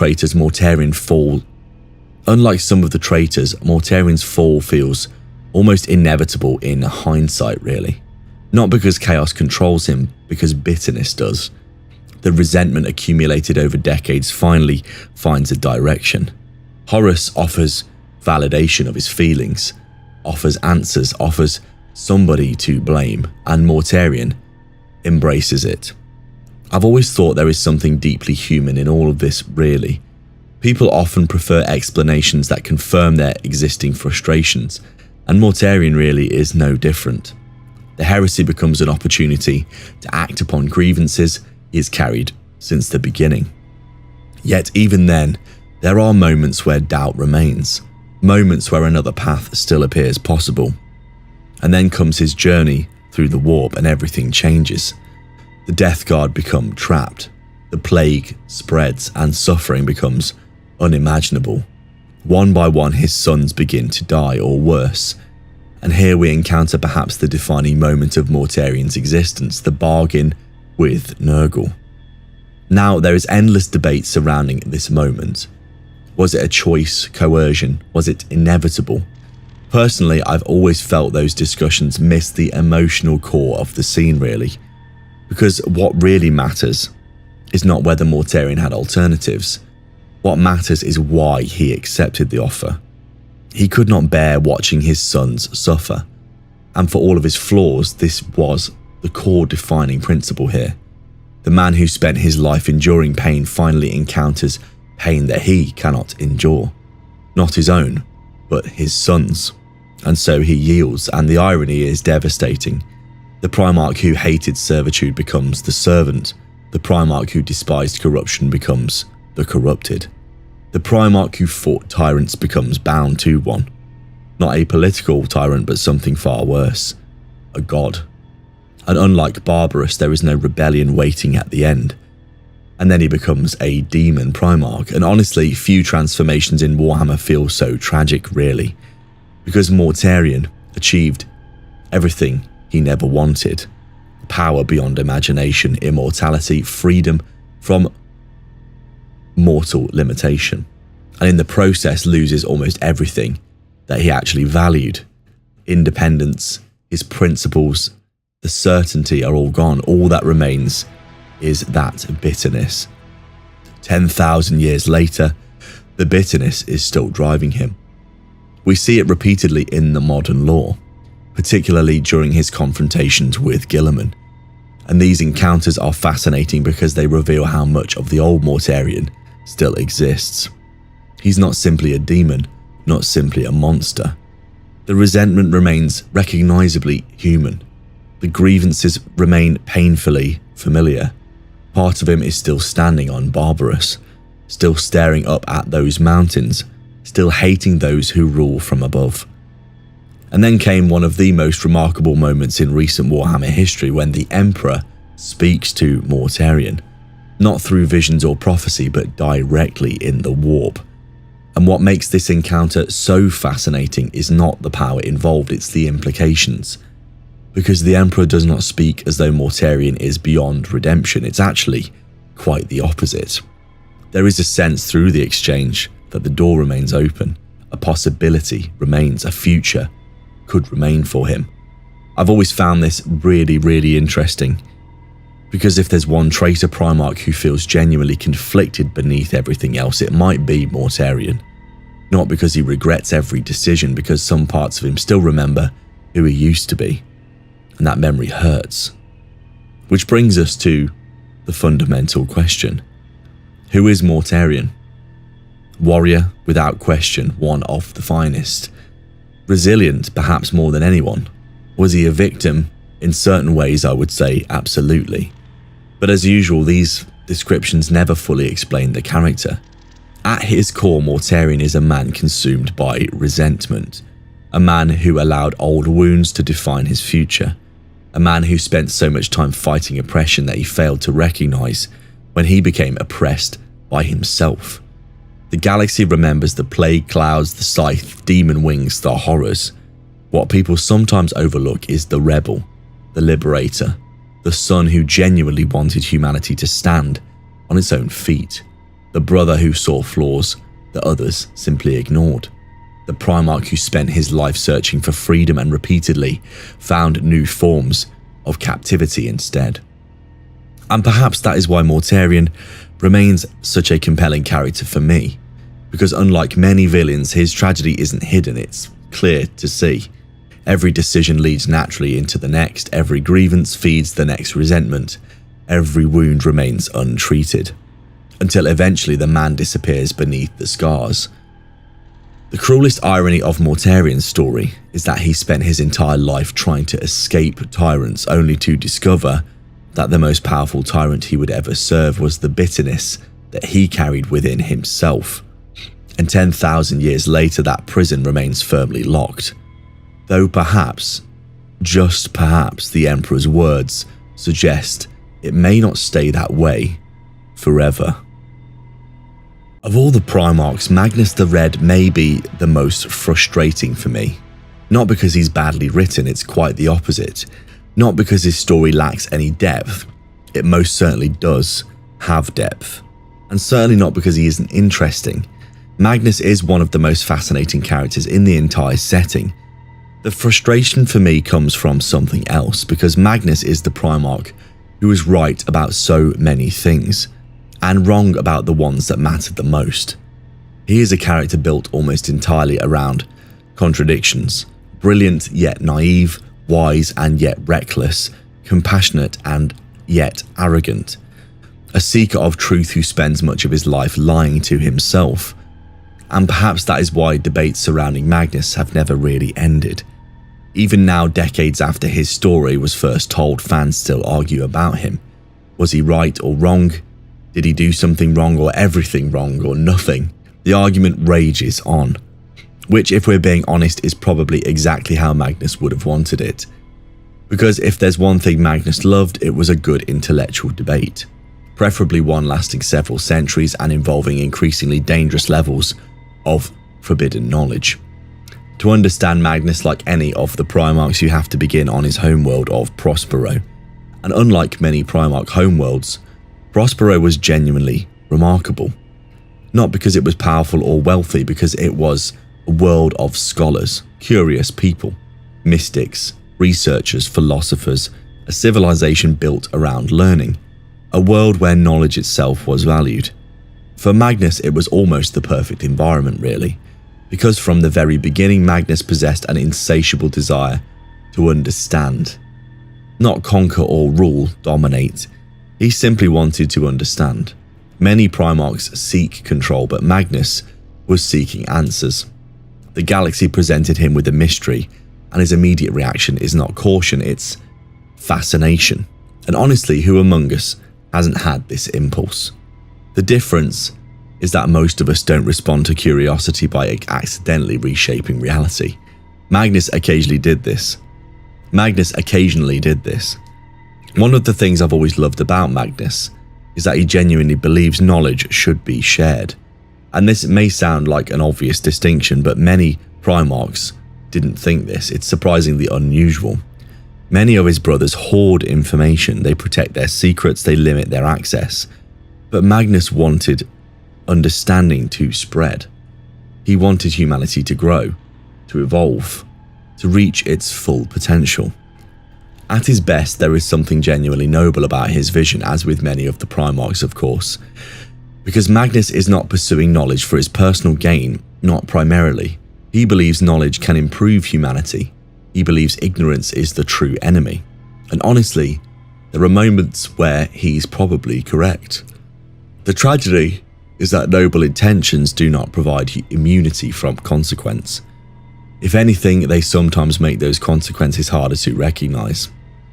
Then there is the matter of his psychic ability, which is a big part of his character. Every Primarch is extraordinary, as we know, but Magnus exists in a category of his own, really. The sheer scale of his psychic power is difficult to overstate. From a very young age, he experiences reality differently from everyone around him. The warp is not some distant abstraction, it's part of his daily existence, a landscape he can perceive, explore, navigate, and perhaps most dangerously, grow comfortable within. I've often thought this is where the roots of Magnus's downfall truly began. Not with arrogance or chaos, but with comfort, complacency. Familiarity breeds confidence, and confidence becomes certainty. Certainty can eventually become hubris. Magnus spends so much time walking through the warp that he gradually begins to believe he understands it. And this is a dangerous assumption.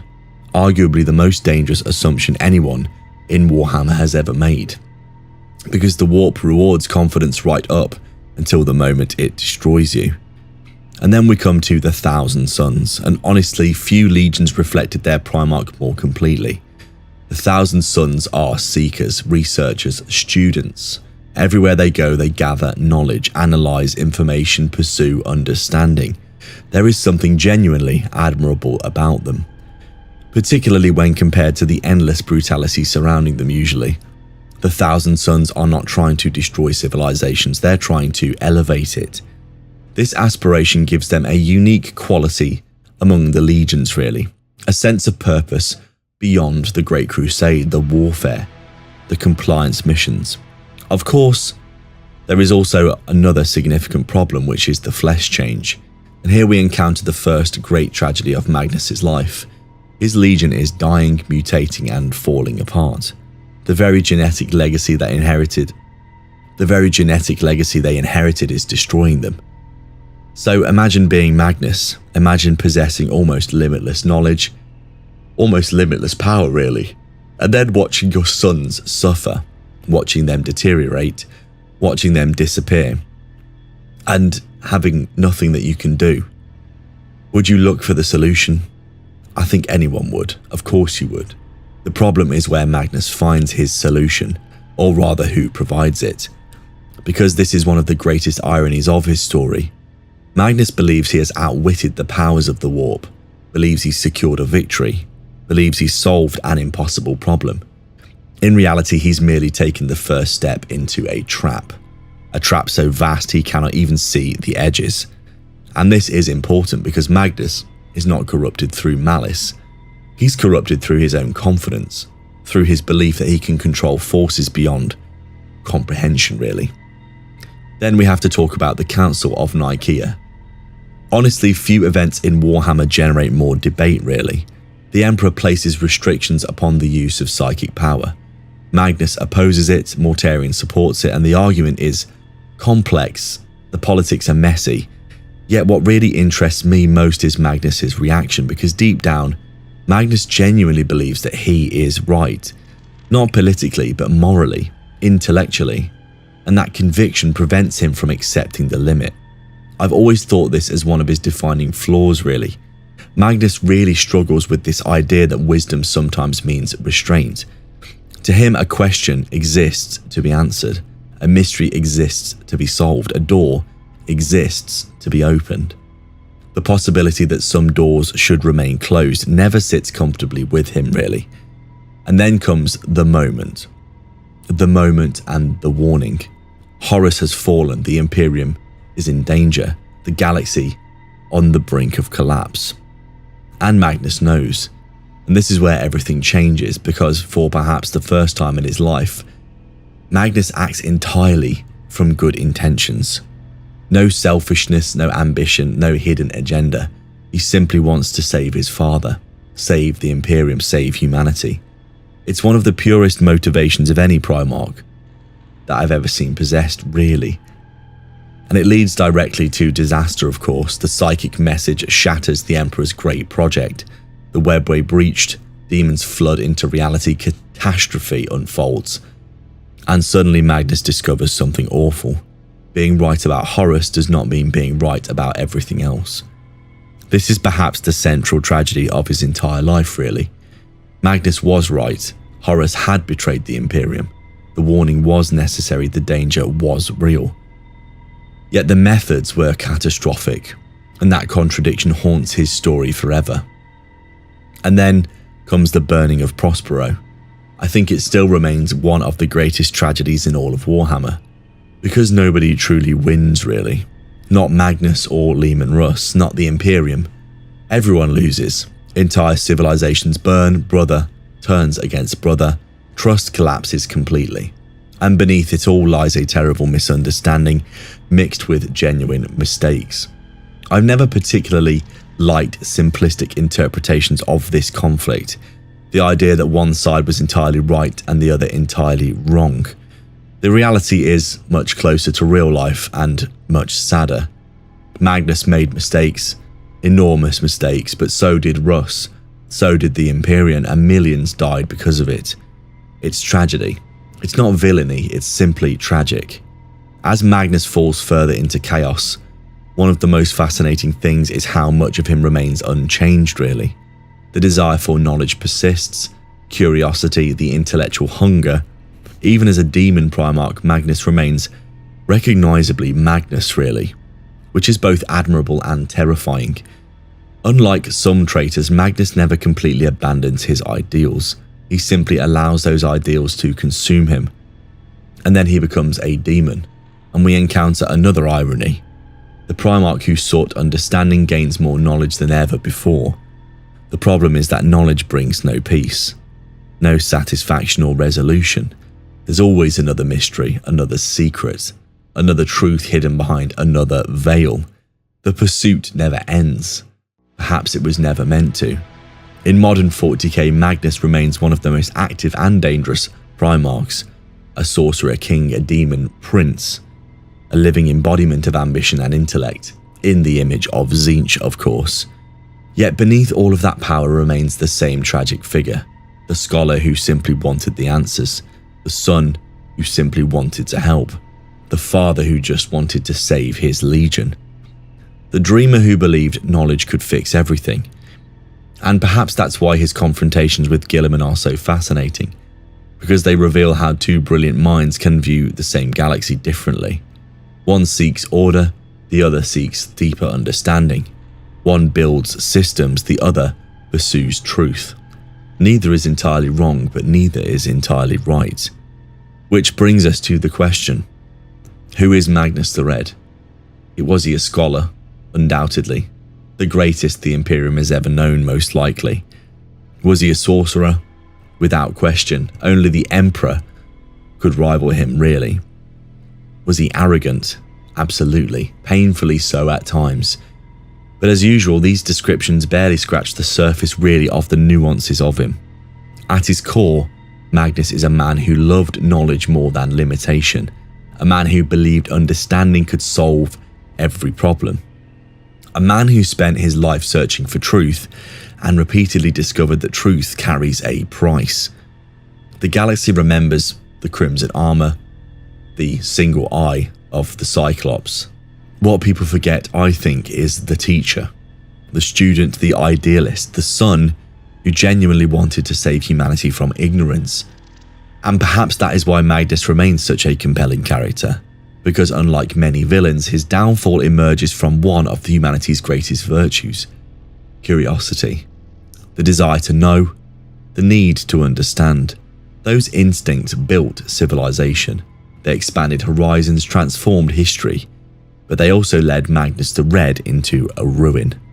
The cruelest irony of his story is that he spent his entire life seeking enlightenment, and the moment he learned the future, and the more he learned, the further he drifted from the very future he hoped to create. Because sometimes knowledge is power, Sometimes knowledge is freedom, and sometimes knowledge is simply another road to tragedy. Magnus never stopped searching for answers.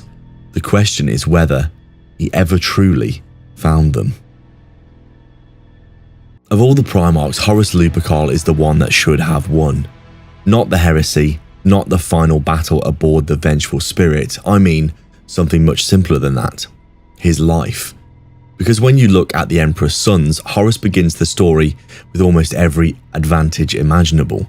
He's the first found, the first reunited with the Emperor, the son who spent decades fighting at his father's side, while most of his brothers are still scattered across the galaxy.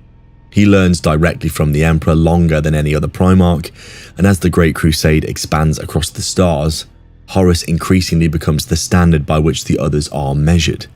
Even those who disliked him are often respected by him. Even those who competed with him are often admitting his brilliance. Many of his brothers viewed his appointment as War Master as the obvious choice, because Horus had long been considered the Emperor's brightest and most favoured son. That's what makes his story so devastating, because Horus does not begin as a villain, he begins as the hero, the golden son, the heir apparent, the man everyone assumes will lead humanity into the future. And perhaps that is why his fall continues to resonate more than any other tragedy in Warhammer, because Horus was not supposed to become Horus, he was supposed to become the Emperor's greatest success. To understand Horus, like all the Primarchs, you must begin on his homeworld of Chthoniya. Now, Chthoniya often gets overshadowed by more dramatic Primarch homeworlds.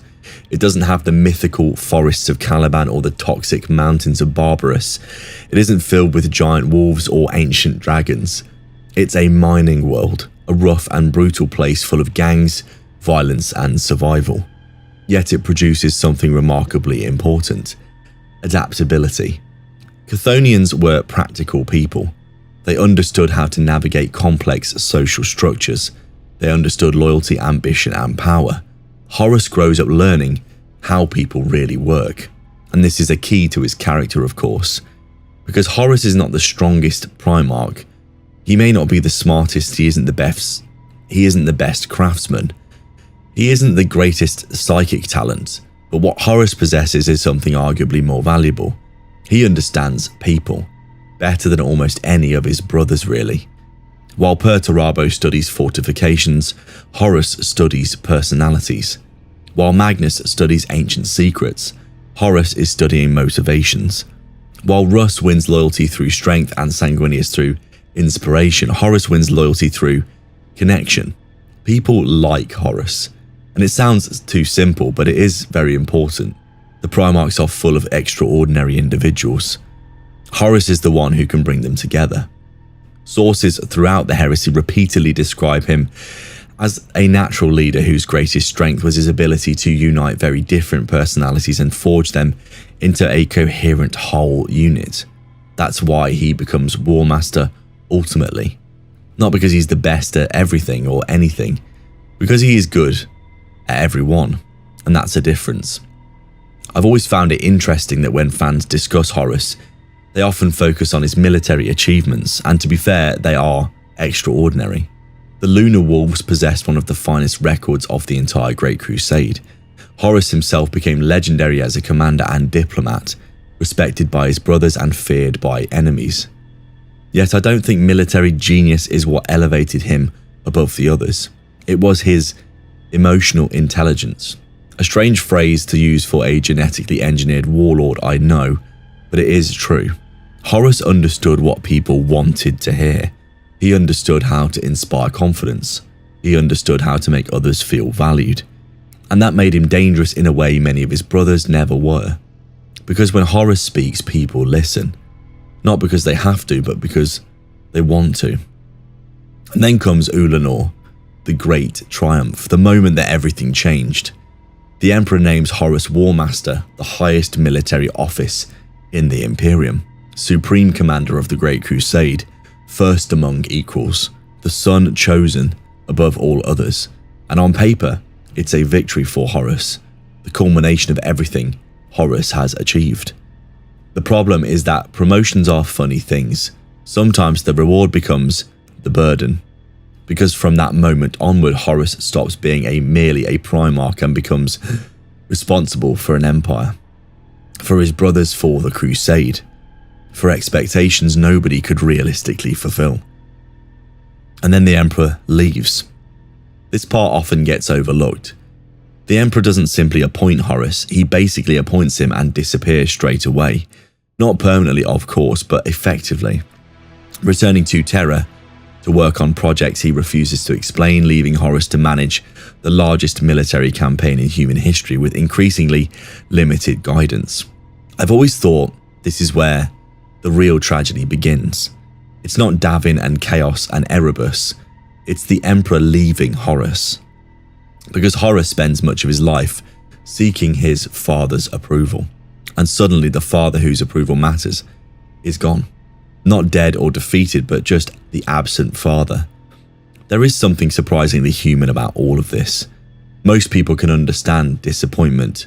Most people can understand feeling abandoned. Most people can understand wondering whether expectations are becoming impossible to meet. The difference is that Horus experiences those feelings while commanding millions and millions of soldiers, carrying the future of humanity on his shoulders. Not exactly the ideal conditions for emotional stability. And then we have to talk about the corruption. And here we encounter one of the most misunderstood aspects of Horus's story, in my opinion. People sometimes talk about Davin as though Chaos simply flipped a switch, as though Horus walked into a magic temple one afternoon and emerged a completely different person, but it's not really what happens. Chaos simply, as it often does, exploits a weakness that already exists. The wound inflicted by the anathema and the manipulations of Erebus create the opportunity, but the seeds were already there. Horus had begun questioning the Emperor's decisions, resenting his secrecy, and wondering whether the Primarchs were ultimately being used rather than trusted. Chaos simply takes those concerns and magnifies them, and this matters enormously for Horus's character, because the best tragedies don't emerge from nowhere, they emerge from flaws that already exist. And Horus has flaws, as we know: pride, ambition, and ultimately an insecurity, a need for validation, the desire to remain special. There is a passage in the lore that has always stuck with me, describing Horus effectively believing he should remain the Emperor's favoured son no matter how many brothers were discovered. It's a small detail, but it tells you everything. For all his confidence, Horus fears losing his place. The War Master of the Imperium possesses the same insecurity found in countless ordinary people. He wants to matter. He wants to be loved. He wants to remain important. And Chaos understands this perfectly. The terrible irony is that Horus genuinely believes he is saving the Imperium, at least initially. That's what makes the heresy so compelling, of course. This is not a good versus evil story. Horus does not wake up one morning deciding to become evil. He convinces himself that rebellion is necessary, that the Emperor has failed, that drastic action is required.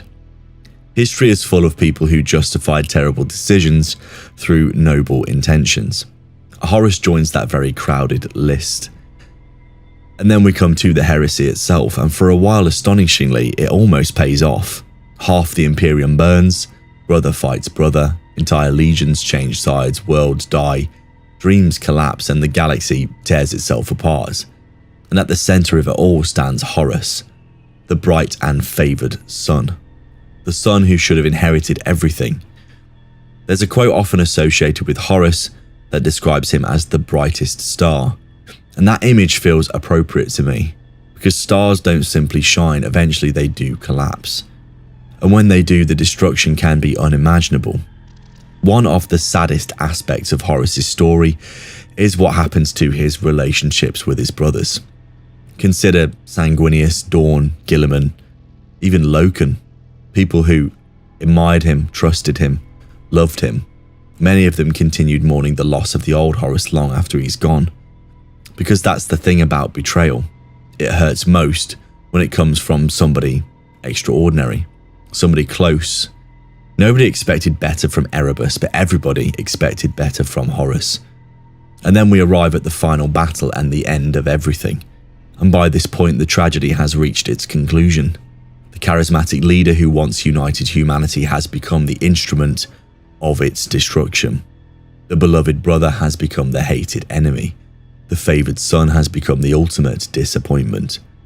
Even Abaddon would eventually conclude that Horus failed, viewing his father as weak for not finishing the war and ultimately abandoning the identity of the sons of Horus altogether. Think about how tragic this all really is. The man who once stood above every Primarch eventually loses even the loyalty of his own legacy. His legion abandons his name. His dream collapses, the rebellion fails, and his father kills him. The end. And yet somehow that still doesn't fully explain why Horus remains such a compelling character like many of the Primarchs. Who was Horus Lupercal really? Was he the conqueror? Absolutely one of the greatest. Was he a leader? Probably the greatest among all the Primarchs. Was he a traitor? Obviously. His actions define the very setting that we now see. But as usual, none of these descriptions really fully capture Horus Lupercal. At his core, Horus was a story of potential. The highest potential. The great promise, the brightest future. And the catastrophic consequence when that promise is broken. The galaxy remembers the rebellion, the betrayal, the siege, the duel. What people sometimes overlook is the man before all of that. The son who fought beside the emperor, the brother admired by his entire family, the war master trusted with humanity's future, the leader who genuinely seemed worthy of that trust. And perhaps that is why Horus remains one of the most tragic Primarchs of them all. Not because he fell, many Primarchs did. Not because he failed, many Primarchs also did. But because among all the Emperor's sons, Horus came closer than anyone to becoming exactly what he was supposed to be. He had everything. The trust, respect, the love, the future, and then he lost it. Not in a single moment, a single battle, but piece by piece, decision by decision, until eventually the brightest star in the Imperium became the darkness that consumed it. And 10,000 years later, the galaxy is still living in the shadow that he left behind. Of all the Primarchs, Lorgar Aurelian may be the most important. He's not the strongest, not the greatest, not the finest strategist, not the most beloved. In fact, if you were building the ideal Primarch from scratch, Lorgar would probably not be your first choice or your fifth, maybe even not your 10th.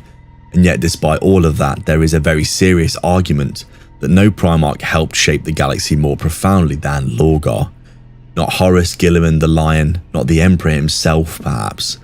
Because whilst others fought wars, Lorgar changed ideas. And ideas, as we know, are much harder to kill. The Imperium of the 41st millennium is filled with things that would horrify the Emperor. Endless religious processions, cathedrals the size of continents, billions upon billions of worshippers, priests holding immense power, the god Emperor, worshipped across 1 million worlds. And the truly remarkable thing is this: Lorgar predicted almost all of it. The greatest irony in 40k is not that Horus rebelled, it's not that Magnus fell, it's not even that the Emperor ended up worshipped as a god. The greatest irony is that the Imperium ultimately became Lorgar's Imperium. The galaxy spent 10,000 years proving him completely right. And that does not mean he was good, it does not mean he was justified, it certainly does not mean he was sane. But it does make him fascinating. To understand Lorgar, as with all the Primarchs, you have to begin on his homeworld of Colchis. And unlike many Primarch homeworlds, Colchis was not defined by warfare, it was defined by faith. Religion saturated every aspect of life. Prophecies, scripture, pilgrimage, and ritual. The divine was not something distant, it was everywhere. And from the moment Lorgar arrived, he was immersed in it. And this matters a massive amount, because while many Primarchs learned how to fight before they learned how to think, Lorgar learned how to believe. He grew up asking questions about purpose, meaning, truth, the nature of existence itself. Even among his brothers, this made him an unusual character, perhaps uniquely unusual in his own way. Most Primarchs wanted to understand the galaxy, but Lorgar wanted to understand why the galaxy existed at all. This distinction, of course, shaped his entire life. There is a quote attributed to Lorgar that I think captures him perfectly. "All I ever wanted was the truth." What's fascinating about that line is that I genuinely think he means it. People often portray Lorgar as some kind of manipulator, the schemer, the liar, and eventually he does become many of these things, of course.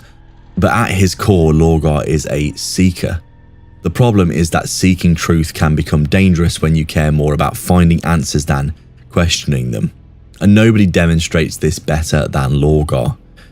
When the Emperor arrives on Colchis, Lorgar immediately concludes that he has found what he's been looking for.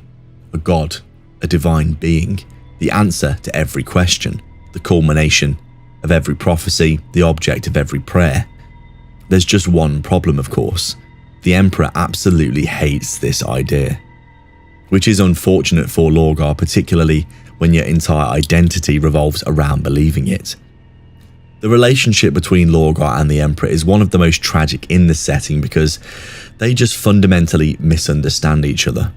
Lorgar sees a god who refuses to acknowledge his divinity. The Emperor sees a son who refuses to listen.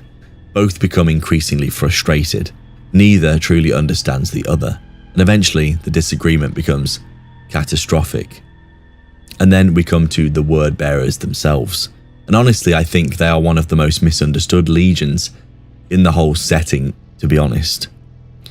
People often focus on what they become.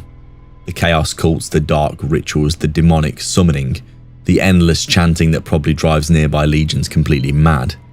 What gets forgotten is what they originally were. Missionaries, teachers, preachers. The word bearers didn't simply conquer worlds, they transformed them. Lorgar genuinely believed that military victory alone was not enough. A conquered world could rebel. A converted world would remain loyal. While other legions measured success in compliance rates, Lorgar measured success in belief. Ironically, from a long-term perspective, he may have been onto something here. And then we have to talk about Monarchia, one of the most defining points in his life, really. I don't think it's possible to overstate how important Monarchia is, not just for Lorgar, but for the entire setting. Because if there's a single moment that creates modern Warhammer 40,000, it's probably this one. Monarchia was Lorgar's masterpiece, the perfect city, a shining monument to humanity's devotion, a world transformed through faith, proof that his vision worked. And then the Emperor ordered it to be destroyed. Not damaged, but completely erased. The Ultramarines razed it to the ground. And then the Emperor forced Lorgar and the entire Wordbearers Legion to kneel before the ruins while explaining that everything they believed was completely wrong. He's not a god, their worship was a mistake, their life's work had failed. I've always thought this is a very cruel moment in Imperial history. Not because the Emperor was necessarily wrong, there was a legitimate reason behind his actions, as we know. The Imperial truth did matter. The danger of religion was real. The Emperor genuinely believed he was protecting humanity, but the methods were catastrophic. Public humiliation rarely changes minds, it usually hardens their resolve. And in Lorgar's case, it shattered something fundamental in his psyche. One source describes him falling into a deep melancholy after Monarchia, and honestly, it feels like an understatement to be sure. His entire worldview collapsed in a single afternoon. The god rejected him, faith failed him, the universe no longer made sense in his eyes. Most people would spend years recovering from this. Lorgar went looking for a new god instead, which in hindsight was probably not the healthiest response. So then we talk about the pilgrimage that comes after, and here we encounter the moment Lorgar truly changes history. Because unlike Horus, who falls to chaos later, Lorgar actively seeks it. Not power or domination, but truth. Again, always the truth. The tragedy is that this search eventually leads him to the primordial truth, the revelation that chaos and the warp are fundamental forces within reality. Guided by figures such as Engathel and influenced by Corferon and Erebus, Lorgar becomes convinced he has finally discovered the answers he always sought. And this is where Lorgar becomes dangerous, because conviction can be a powerful thing. Conviction combined with intelligence is more powerful still. Conviction combined with intelligence and absolute certainty can reshape the galaxy. Lorgar does not merely convert, he evangelizes. He spreads and he persuades. The first heretic becomes the first missionary of chaos, and eventually he reaches Horus. I've often thought that Horus may have started the heresy, but Lorgar created the conditions that made it possible. Without Lorgar, there is no organized corruption of Horus. Without Lorgar, there are no word-bearer schemes operating in the shadows for decades. Without Lorgar, the entire course of Imperial history may look very different. He is not the face of the heresy. He is the architect standing behind the face. And yet the greatest irony arrives after all of this. Because despite everything, despite the betrayal, despite the heresy, despite 10,000 years of bloodshed, Lorgar ultimately wins the argument. Theologically, of course. The Emperor does become a god. The Lectitio Divinitatis becomes the foundation of the Imperial cult. The galaxy worships exactly as Lorgar always believed that it would. Imagine how infuriating this must all be for Guilliman, for example. 10,000 years of effort and the person proven right is Lorgar. Lorgar, the man who caused half the problem in the first place. There is a wonderfully grim piece of humour hidden in this reality. The Imperium spent 10 millennia fighting Lorgar while simultaneously becoming his greatest achievement. And then there is modern Lorgar, the demon Primarch prophet, a creature of immense power, and yet strangely absent for much of recent history. While other demon Primarchs rampage across the battlefield, Lorgar often feels like a figure waiting in the wings, really, which is precisely why so many fans suspect his return is inevitable. Because if the setting is entertaining an age of returning Primarchs, it feels almost impossible to imagine Lorgar remaining absent forever, particularly now when faith has become more important than ever. So, who is Lorgar Aurelian really? Was he a traitor? Undoubtedly, perhaps the greatest of all, arguably because his predictions shaped the future. Was he a villain? Without question, entire worlds paid the price for his choices. Yet none of these descriptions really capture him fully, because at his core, Lorgar is a believer, the ultimate believer, a man who needed the universe to have meaning, a man who needed existence to possess a purpose, a man who could not escape a reality devoid of higher truth. The galaxy remembers the heresy, dark gods, corruption. What people sometimes overlook is the seeker, the son simply searching for answers. The Primarch who spent his entire life asking questions nobody else wanted to ask. And perhaps that is why Lorgar remains such a compelling character, really. Because unlike many villains, he doesn't begin with hatred. He begins with faith, the desire to believe, the need to understand, the longing for something greater than oneself. Those are profoundly human instincts. The tragedy is that Lorgar followed them further than anyone else, and in doing so he transformed the galaxy forever. 10,000 years later, the Imperium still lives inside the consequences of his search for truth, whether it wants to admit it or not. Of all the Primarchs, Vulcan may be the one most difficult to talk about objectively, not because his lore is confusing, not because his character lacks depth, and certainly not because he isn't important. The difficulty comes from something much simpler. People liked Vulcan, genuinely liked him. Not merely respected, but they actually liked him. And when you're discussing the Primarchs, this is actually quite unusual, because the Primarchs are complicated people. Magnificent certainly, but complicated.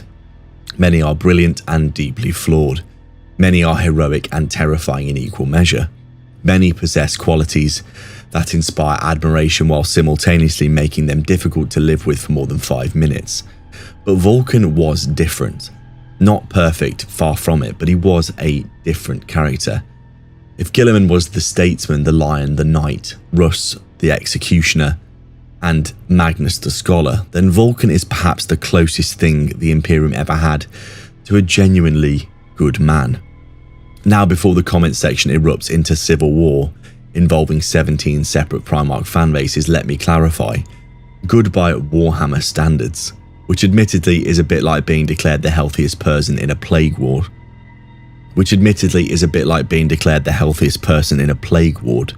The competition isn't exactly fierce, but still the point does remain. Because when you strip away the armor, the legends and the mythology, Vulcan possesses something many of his brothers struggle with, a genuine human empathy, and that single trait ends up defining almost everything about him. To understand Vulcan, like all the Primarchs, you must go to his homeworld of Nocturne. And Nocturne is one of those worlds that somehow manages to be both beautiful and absolutely horrific at the same time. Volcanic landscape, ash-covered plains, massive tectonic upheaval, predatory creatures the size of buildings, regular natural disasters that would probably qualify as apocalyptic events on most planets.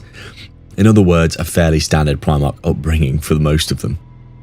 Yet despite its dangers, Nocturne produced a culture unlike almost any other homeworld. Community, family, it all mattered. People survived because they helped one another survive. Strength existed to protect, not to dominate. This distinction became central to Vulcan's worldview, because while many Primarchs learned leadership through conquest, Vulcan learned leadership through responsibility, the strong caring for the weak, the skilled helping the inexperienced, the fortunate protecting the vulnerable. Those values stayed with him throughout his life and really shaped his character. Honestly, they make him feel surprisingly human, really. One of the things I've always found fascinating about Vulcan is that he never seems particularly interested in proving himself. Many Primarchs carry enormous insecurity. Perturabo desperately wants his recognition. Fulgrim seeks his perfection. Mortarion wants validation, and Angron always wanted freedom. Even Horus spent much of his life worrying about his place in the Emperor's affections. Vulcan largely avoids these traps, not because he lacks ambition, because he understands who he is. There is a quiet confidence about him, the sort of confidence that doesn't require constant reassurances. And this is rare among demigods. The discovery of Vulcan by the Emperor follows a pattern familiar to many Primarch stories. The lost son found, the reunion, the beginning of a new chapter. Yet even here, Vulcan feels slightly different, because unlike some of his brothers, he never seems particularly consumed by the questions of destiny. What matters to Vulcan is not what he is, it's what he does. And again throughout his story, actions matter more than titles. Character matters more than status, and responsibility matters more than glory. I've always thought that if Vulcan had been born an ordinary human, he probably would have ended up behaving much the same way. Admittedly, with fewer giant hammers and significantly less lava, but fundamentally the same person. And then we come to the Salamanders, and honestly few legions reflect their Primarch more completely. The Salamanders are unusual among the Adeptus Astartes, not because they're weak, quite the opposite. Not because they're less capable, again, quite the opposite. They're unusual because they actively value human lives. It sounds absolutely obvious. It shouldn't be unusual, yet in the grim darkness of the far future it certainly is. Many Space Marine chapters protect humanity in an abstract sense. Humanity is a civilization, an idea, a strategic objective. But the Salamanders often protect actual, specific humans, named humans, people, and this distinction is enormously important for their worldview. There are countless stories throughout Imperial history of Salamanders risking themselves to save civilians, holding evacuation corridors, defending refugees, refusing to abandon ordinary people when doing so would be tactically convenient. Those actions come directly from Vulcan's example. His sons inherited his properties, and perhaps more importantly, his perspective on the world. Because Vulcan never forgets who the Imperium is supposed to be serving. Not itself, but humanity, the people. That may sound simple, but it really isn't. And then there is Vulcan the Craftsman, another interesting element to his character. Honestly, I don't think this aspect of his character gets enough attention, really. Among the Primarchs, Vulcan may actually be one of the greatest creators, alongside Ferrus perhaps. The artifacts associated with him are legendary: weapons and armor, war machines, masterpieces of engineering and artistry. Yet what fascinates me is not the quality of his creations, it's why he creates them. Ferrus Manus crafts because he values mastery. Fulgrim crafts because he pursues perfection.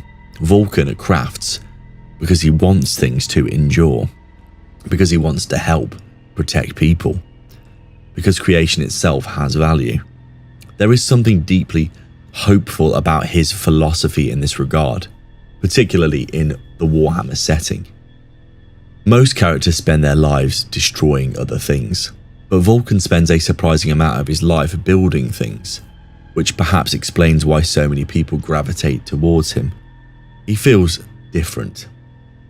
And then comes the heresy, and here we encounter one of the darkest chapters of his story. Because if there's one Primarch who suffers during the heresy in a way that feels almost excessive, it's Vulcan. Captured by Comrade Kurz, killed, resurrected again.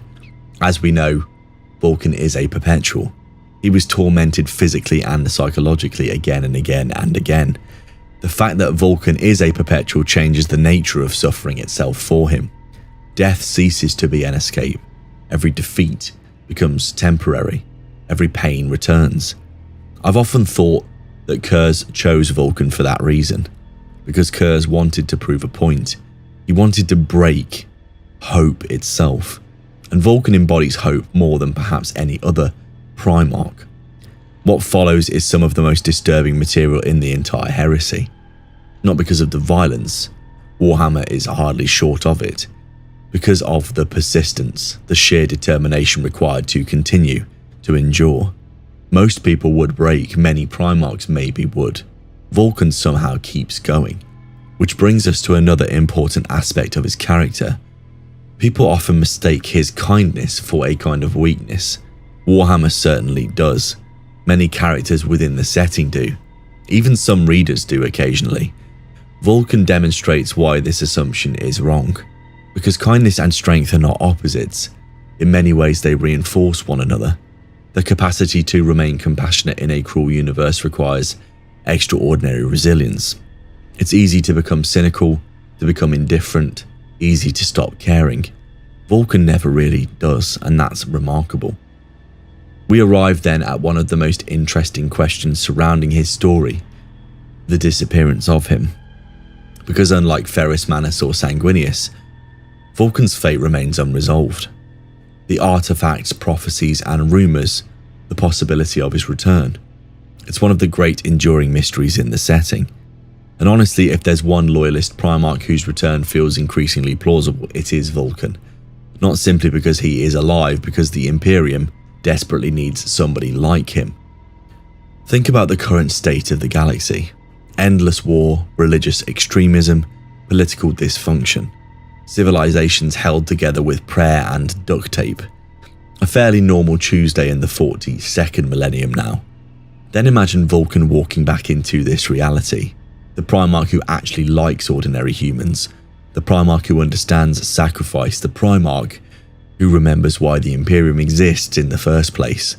It's a fascinating possibility, particularly when placed alongside figures like Guilliman and the Lion. Because Vulcan brings something neither of them fully possesses: genuine warmth, not military, strategic, human warmth. The Imperium is desperately short of this, I feel. Which brings us to the question: who is Vulcan? Was he a warrior? Undoubtedly one of the greatest.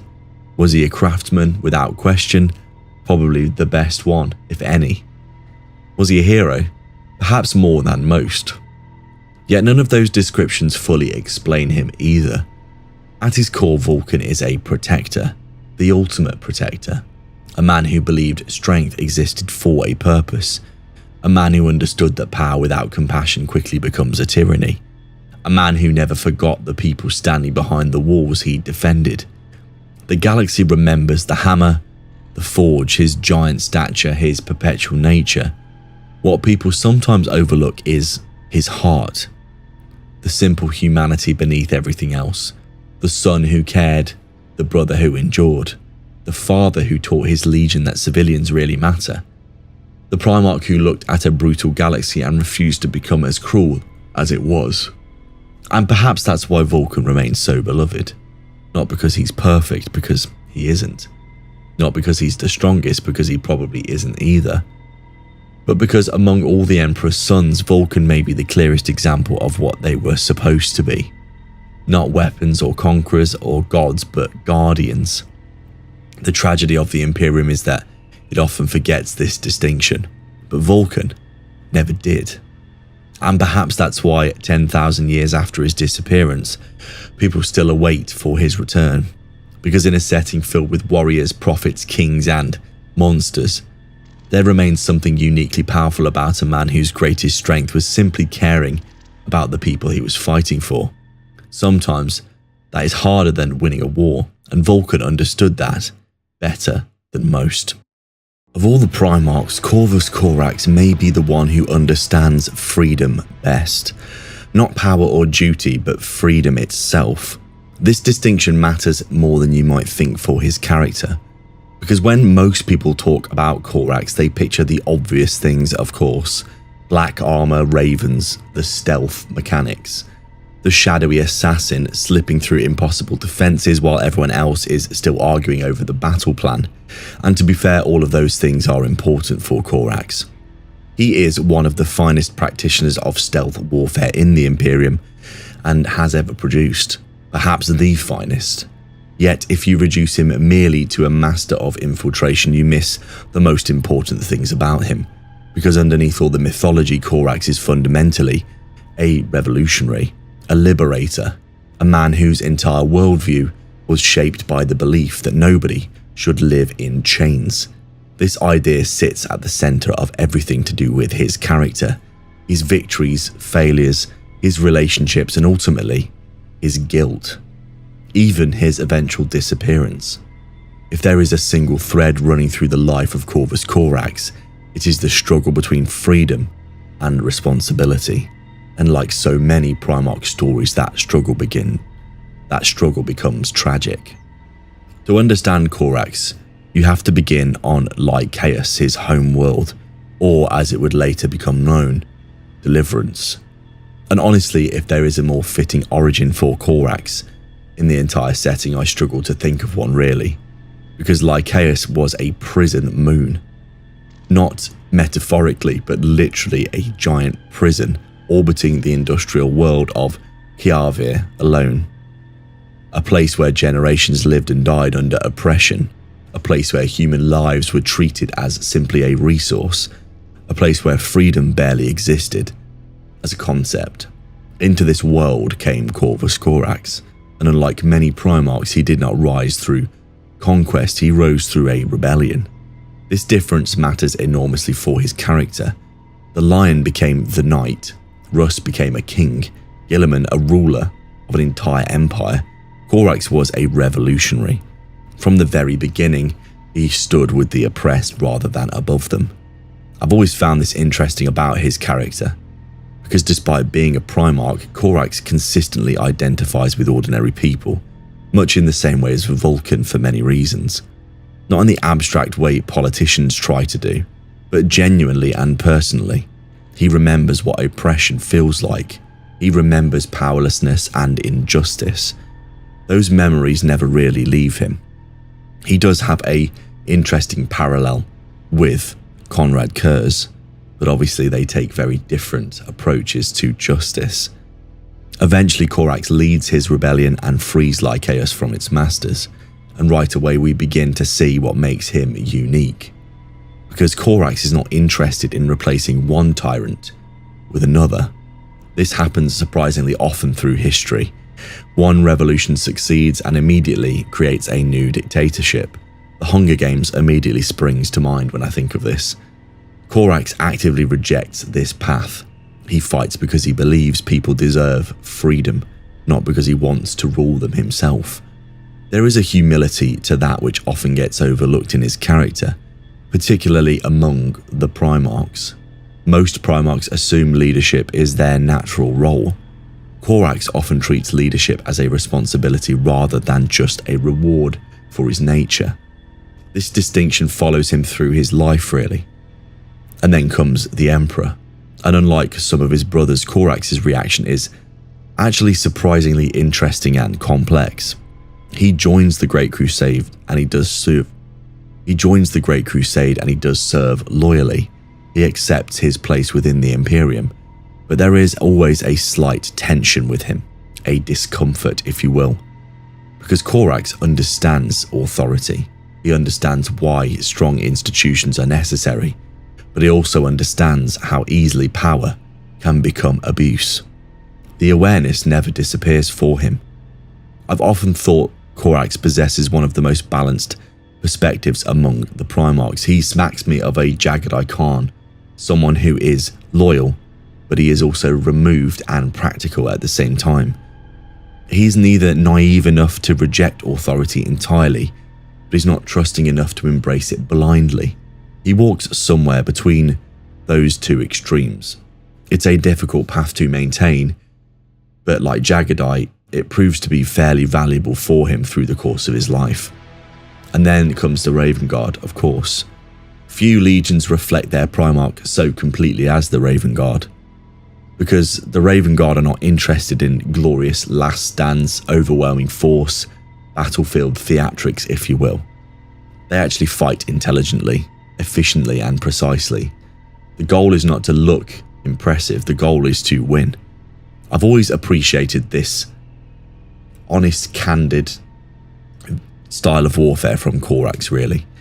He's a practical man, and it feels refreshingly grounded in a world where there is so much pomp and ceremony around the Space Marines, especially during the Legion period in the Horus Heresy.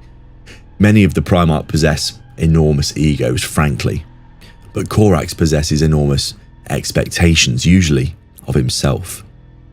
If there is a difficult path and an easy path, Corax often chooses the difficult one if he believes it will save lives. Not because he enjoys suffering, because he values outcomes over the appearance of looking good. The Raven Guard become masters of infiltration, sabotage and precision warfare because those methods align with Corax's philosophy. Victory should cost as little as possible, particularly in human lives. Again, this sounds obvious, but within the context of the Great Crusade, it is surprisingly unusual. And remember, his whole philosophy is he was brought up alongside other people, cared for them genuinely, rebelled against the slave owners of them, and liberated these ordinary people. He values human lives, which is very important, similar to Vulcan in terms of his entire view on the Imperium later on. And then comes the Horus Heresy, of course, and honestly, this is where things get very tragic for Corax very quickly. Not because he falls, he doesn't. He doesn't betray anyone, he remains loyal. His tragedy is something much more painful. His failure, or rather the feeling of failure. The drop site massacre on Istvan V devastates the Raven Guard. Entire generations wiped out, the Legion shattered. Brothers die by the thousands, dreams die with them, and Corax survives. Sometimes survival is the hardest outcome, because survivors have to live with the memory. I've always found Corax's response to Istvan incredibly compelling, really. Many Primarchs react to disaster with anger, some react with denial, vengeance, but Corax just reacts with guilt.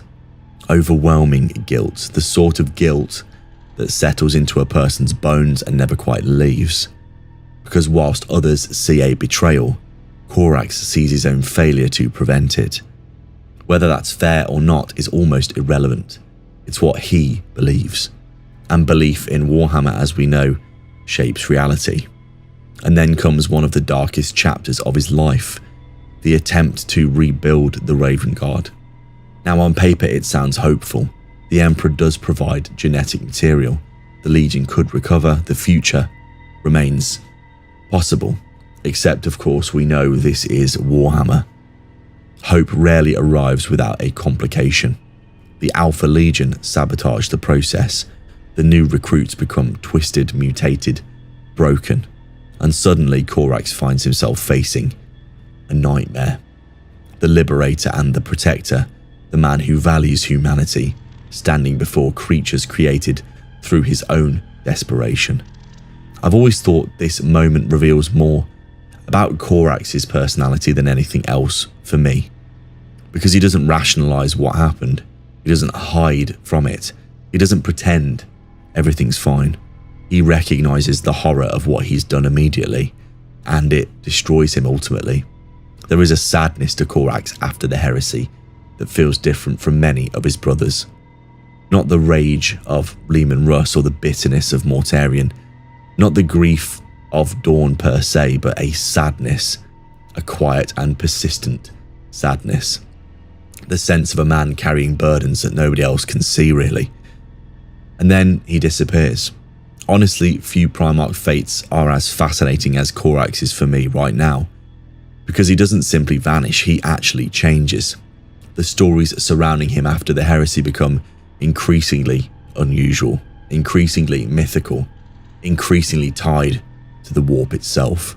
Eventually we encounter perhaps the most intriguing version of Corax in all of Warhammer. The Shadow Hunter, the thing lurking in the warp, the creature pursuing Lorgar across eternity. Now, depending on your perspective, this is either incredibly cool or quite unsettling, possibly both. Personally, I lean towards both, because there is something wonderfully poetic about all of it. The man who dedicated his life to fighting tyrants becomes the eternal hunter of one of the greatest traitors in history. The liberator becomes the shadow stalking in the darkness. It's very Corvus Corax, really. A little tragic, a little dramatic, and a little unsettling, exactly as he probably should be. The question everyone asks, when will he return? Honestly, I think there is a strong argument that he will. Like all of the Primarchs, really, it's more a question of when, not if, at this point. More than that, I think he should, because modern Warhammer is increasingly becoming a story about the returning Primarchs. Guilliman, the Lion, others seem inevitable, and Corax occupies a particularly interesting position among all of them, really. Because unlike Guilliman, who represents order, or the Lion, who represents duty, I think Corax represents something like conscience. He asks the uncomfortable question. He challenges assumptions. He remembers why power exists in the first place, and he also takes responsibility for his actions. The modern Imperium could desperately use somebody like this. Whether it would listen is another matter entirely. Which brings us to the question, who is Corvus Corax?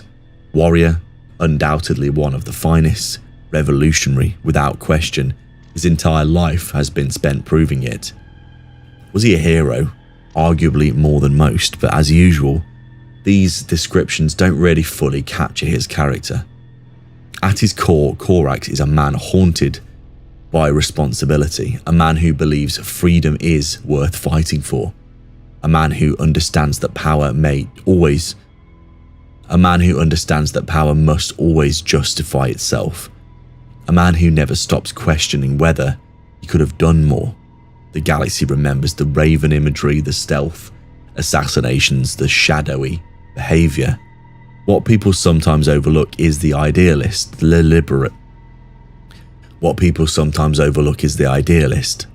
liberator, the son who fought against slavery before he even met the Emperor, the Primarch who cared enough to feel guilty when things did go wrong. And perhaps that's why Corax remains such a compelling character for me.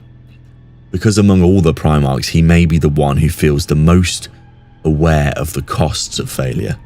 Not in strategic or military terms, but in the human terms of lives lost, the opportunities wasted, the people left behind. These things really matter to him, perhaps more than they should. And that is both his greatest strength and his greatest weakness, really. 10,000 years after the heresy, somewhere in the darkness beyond mortal sight, the shadow of Corvus Corax still endures, still hunting and watching, still carrying the weight of choices made long ago. and if he ever returns to the Imperium, he may discover something rather uncomfortable. The chains he spent his entire life fighting have not disappeared. They've simply changed shape. And few Primarchs are less likely to ignore that than the Lord of the Raven Guard. Of all the Primarchs, Alpharius may be the most difficult to discuss, and that's before we even get to Amegon. Because unlike every other Primarch, the first challenge isn't understanding the character, it's figuring out whether you're even looking at the right character in the first place. For most Primarchs, the facts are reasonably straightforward. The Lion was raised on Caliban, Russ was raised on Fenris, Guilliman on Macragge. Simple enough. Then you arrive at Alpharius and suddenly every piece of information comes with an invisible asterisk attached to it. Maybe, possibly, according to one account, assuming anyone involved is telling the truth, which they probably aren't, which is a problem in general for the Imperium, I understand that. Even within the lore itself, contradictions surround Alpharius and Amegon so completely that certainty becomes almost impossible. And honestly, I think that's exactly how they want it. Because secrecy is not merely a tool for the Alpha Legion, it is their identity, really. It's their entire philosophy, a way of understanding reality itself. If Magnus believes knowledge is power, Alpharius believes controlling knowledge is power. The distinction changes everything about them. To understand Alpharius and Amegon, you first have to accept an uncomfortable truth. Much of what we know about them may be wrong. Some of it certainly is. That uncertainty isn't a flaw in the character, it is the character. The Alpha Legion exists in a permanent state of ambiguity. Truth is fluid, facts are weapons, certainty becomes a vulnerability. And from the Foundation emerges one of the most fascinating Primarch stories in all of Warhammer. Now, according to the most widely accepted version of events, Alpharius was the final Primarch officially discovered by the Emperor, at least officially. In the novel Alpharius, Head of the Hydra, it complicates matters significantly by suggesting that Alpharius may have actually been discovered first, operating in secret, long before the Imperium ever announced his existence. Whether that version is true remains deliberately unclear, of course, which is very Alpha Legion to do. Even their origin story arrives wrapped in misdirection. And then there is Amegon, the secret twin, the second Primarch, the hidden brother. One of the most remarkable revelations in Warhammer history, really. Because while every other legion receives a single Primarch, the Alpha Legion receives two. Two minds, personalities, two perspectives operating behind a single public identity. I've always thought this detail explains almost everything about them, because Alpharius and Amegon grow up understanding something no other Primarch really experiences, a shared identity. Neither entirely the face, neither entirely the shadow. Together they become something unique, a Primarch who is also a partnership. And perhaps this is why they feel so different from their brothers. Most Primarchs are isolated figures. Alpharius and Amegon are never truly alone. And then we come to the Alpha Legion themselves, and honestly, no legion embraced its Primarch's worldview more completely, perhaps. The Alpha Legion does not seek glory, it actively avoids it. The Alpha Legion does not seek recognition. Recognition is often a liability. The Alpha Legion does not care who receives credit for victory, only that the victory occurs. This makes them deeply unusual among the Legionnaires Astartes. Space Marines generally aren't known for their modesty. The Alpha Legion takes a different approach. Their greatest success is often a success nobody even knows happened. A rebellion prevented before it begins, a commander replaced before the battle starts, a war won months before the first shot was even fired. While other legions smash through walls, the Alpha Legion quietly convinces somebody to leave a door unlocked. It's less dramatic, but usually more effective, and occasionally very annoying for everyone involved, particularly historians trying to understand what happened. One of the defining characteristics of Alpharius is his patience, I would say. This is easy to overlook because Warhammer tends to reward dramatic action, heroic charges, epic duels, planetary invasions, all of the pomp and ceremony of war. Alpharius prefers positioning, preparation, information, the battle before the battle even occurs. I've always thought he would be utterly insufferable to play strategy games against, not because he would beat you, because 6 months later you'd discover how he'd managed to arrange the entire situation before the game had even begun. His mindset permeates everything about them. The Alpha Legion see warfare differently. It's not a contest of strength, it's more a contest of understanding. The side that understands reality most completely will win, at least in theory. The problem is that reality often becomes difficult to understand when everyone is lying, including yourself. And then comes perhaps the most controversial aspect of their story, which is the Cabal. And honestly, few plot lines in Warhammer generate more debate than this one really. The Cabal presents Alpharius and Amigon with a horrifying choice. Support Horus and allow Chaos to win. Humanity eventually burns itself out. Chaos starves and dies with it, or support the Emperor. Humanity survives, Chaos survives as well, and the war continues forever. At least according to the Cabal's predictions. Now, whether the Cabal was correct remains highly questionable, although you can't deny their logic, though their track record is not entirely flawless. But what interests me isn't whether they were right, it's why Alpharius listens to them. Because unlike many Primarchs, Alpharius is willing to sacrifice almost anything if he believes it serves a larger objective, including loyalties, reputations, possibly even himself. This is a dangerous mindset, potentially noble, but definitely dangerous, and it creates one of the greatest mysteries of the heresy. Did Alpharius truly betray the Emperor? Did Amigon? Were they secretly loyal, secretly traitor? Were they somehow both simultaneously? The answer depends on which source you trust, of course, which in Alpha Legion lore is essentially another way of saying nobody really knows. What makes the Alpha Legion fascinating is that they occupy a space between categories. Most Primarchs eventually become understandable.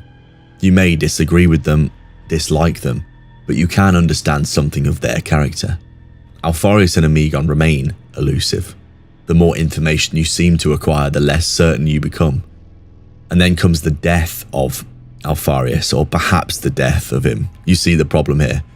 According to Imperial records, as we know, Rogel Dawn kills Alpharius during the heresy. A dramatic confrontation, perhaps a definitive moment, one Primarch slaying another. Pretty simple. Except nothing involving the Alpha Legion is ever simple, because Amigon still exists, and because the twins spend much of their lives pretending to be one another, and because Alpha Legion stories treat certainty with something as something to be dismantled rather than established.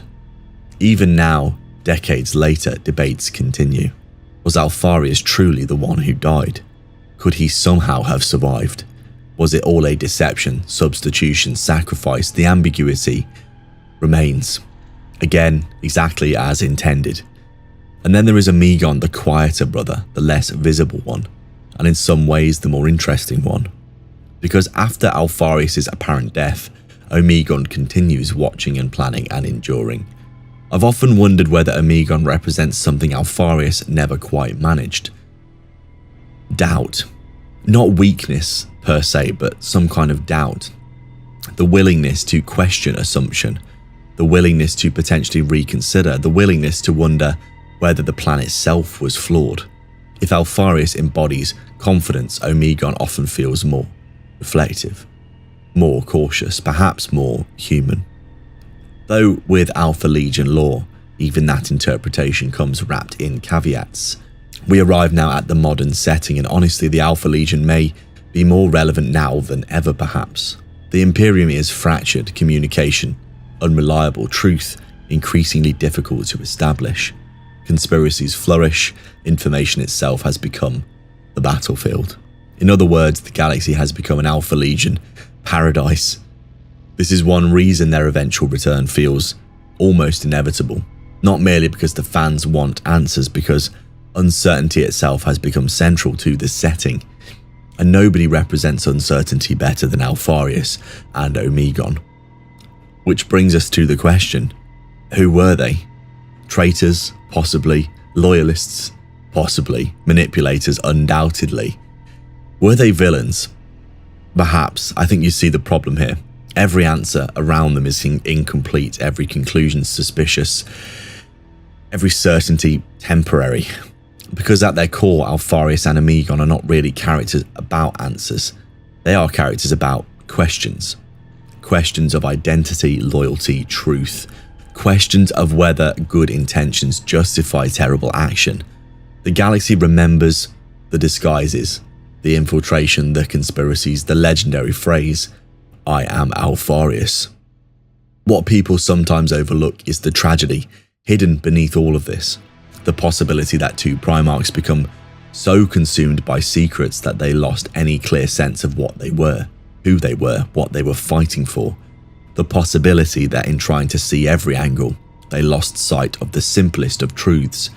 The possibility that the greatest deception they ever constructed was the one they told themselves.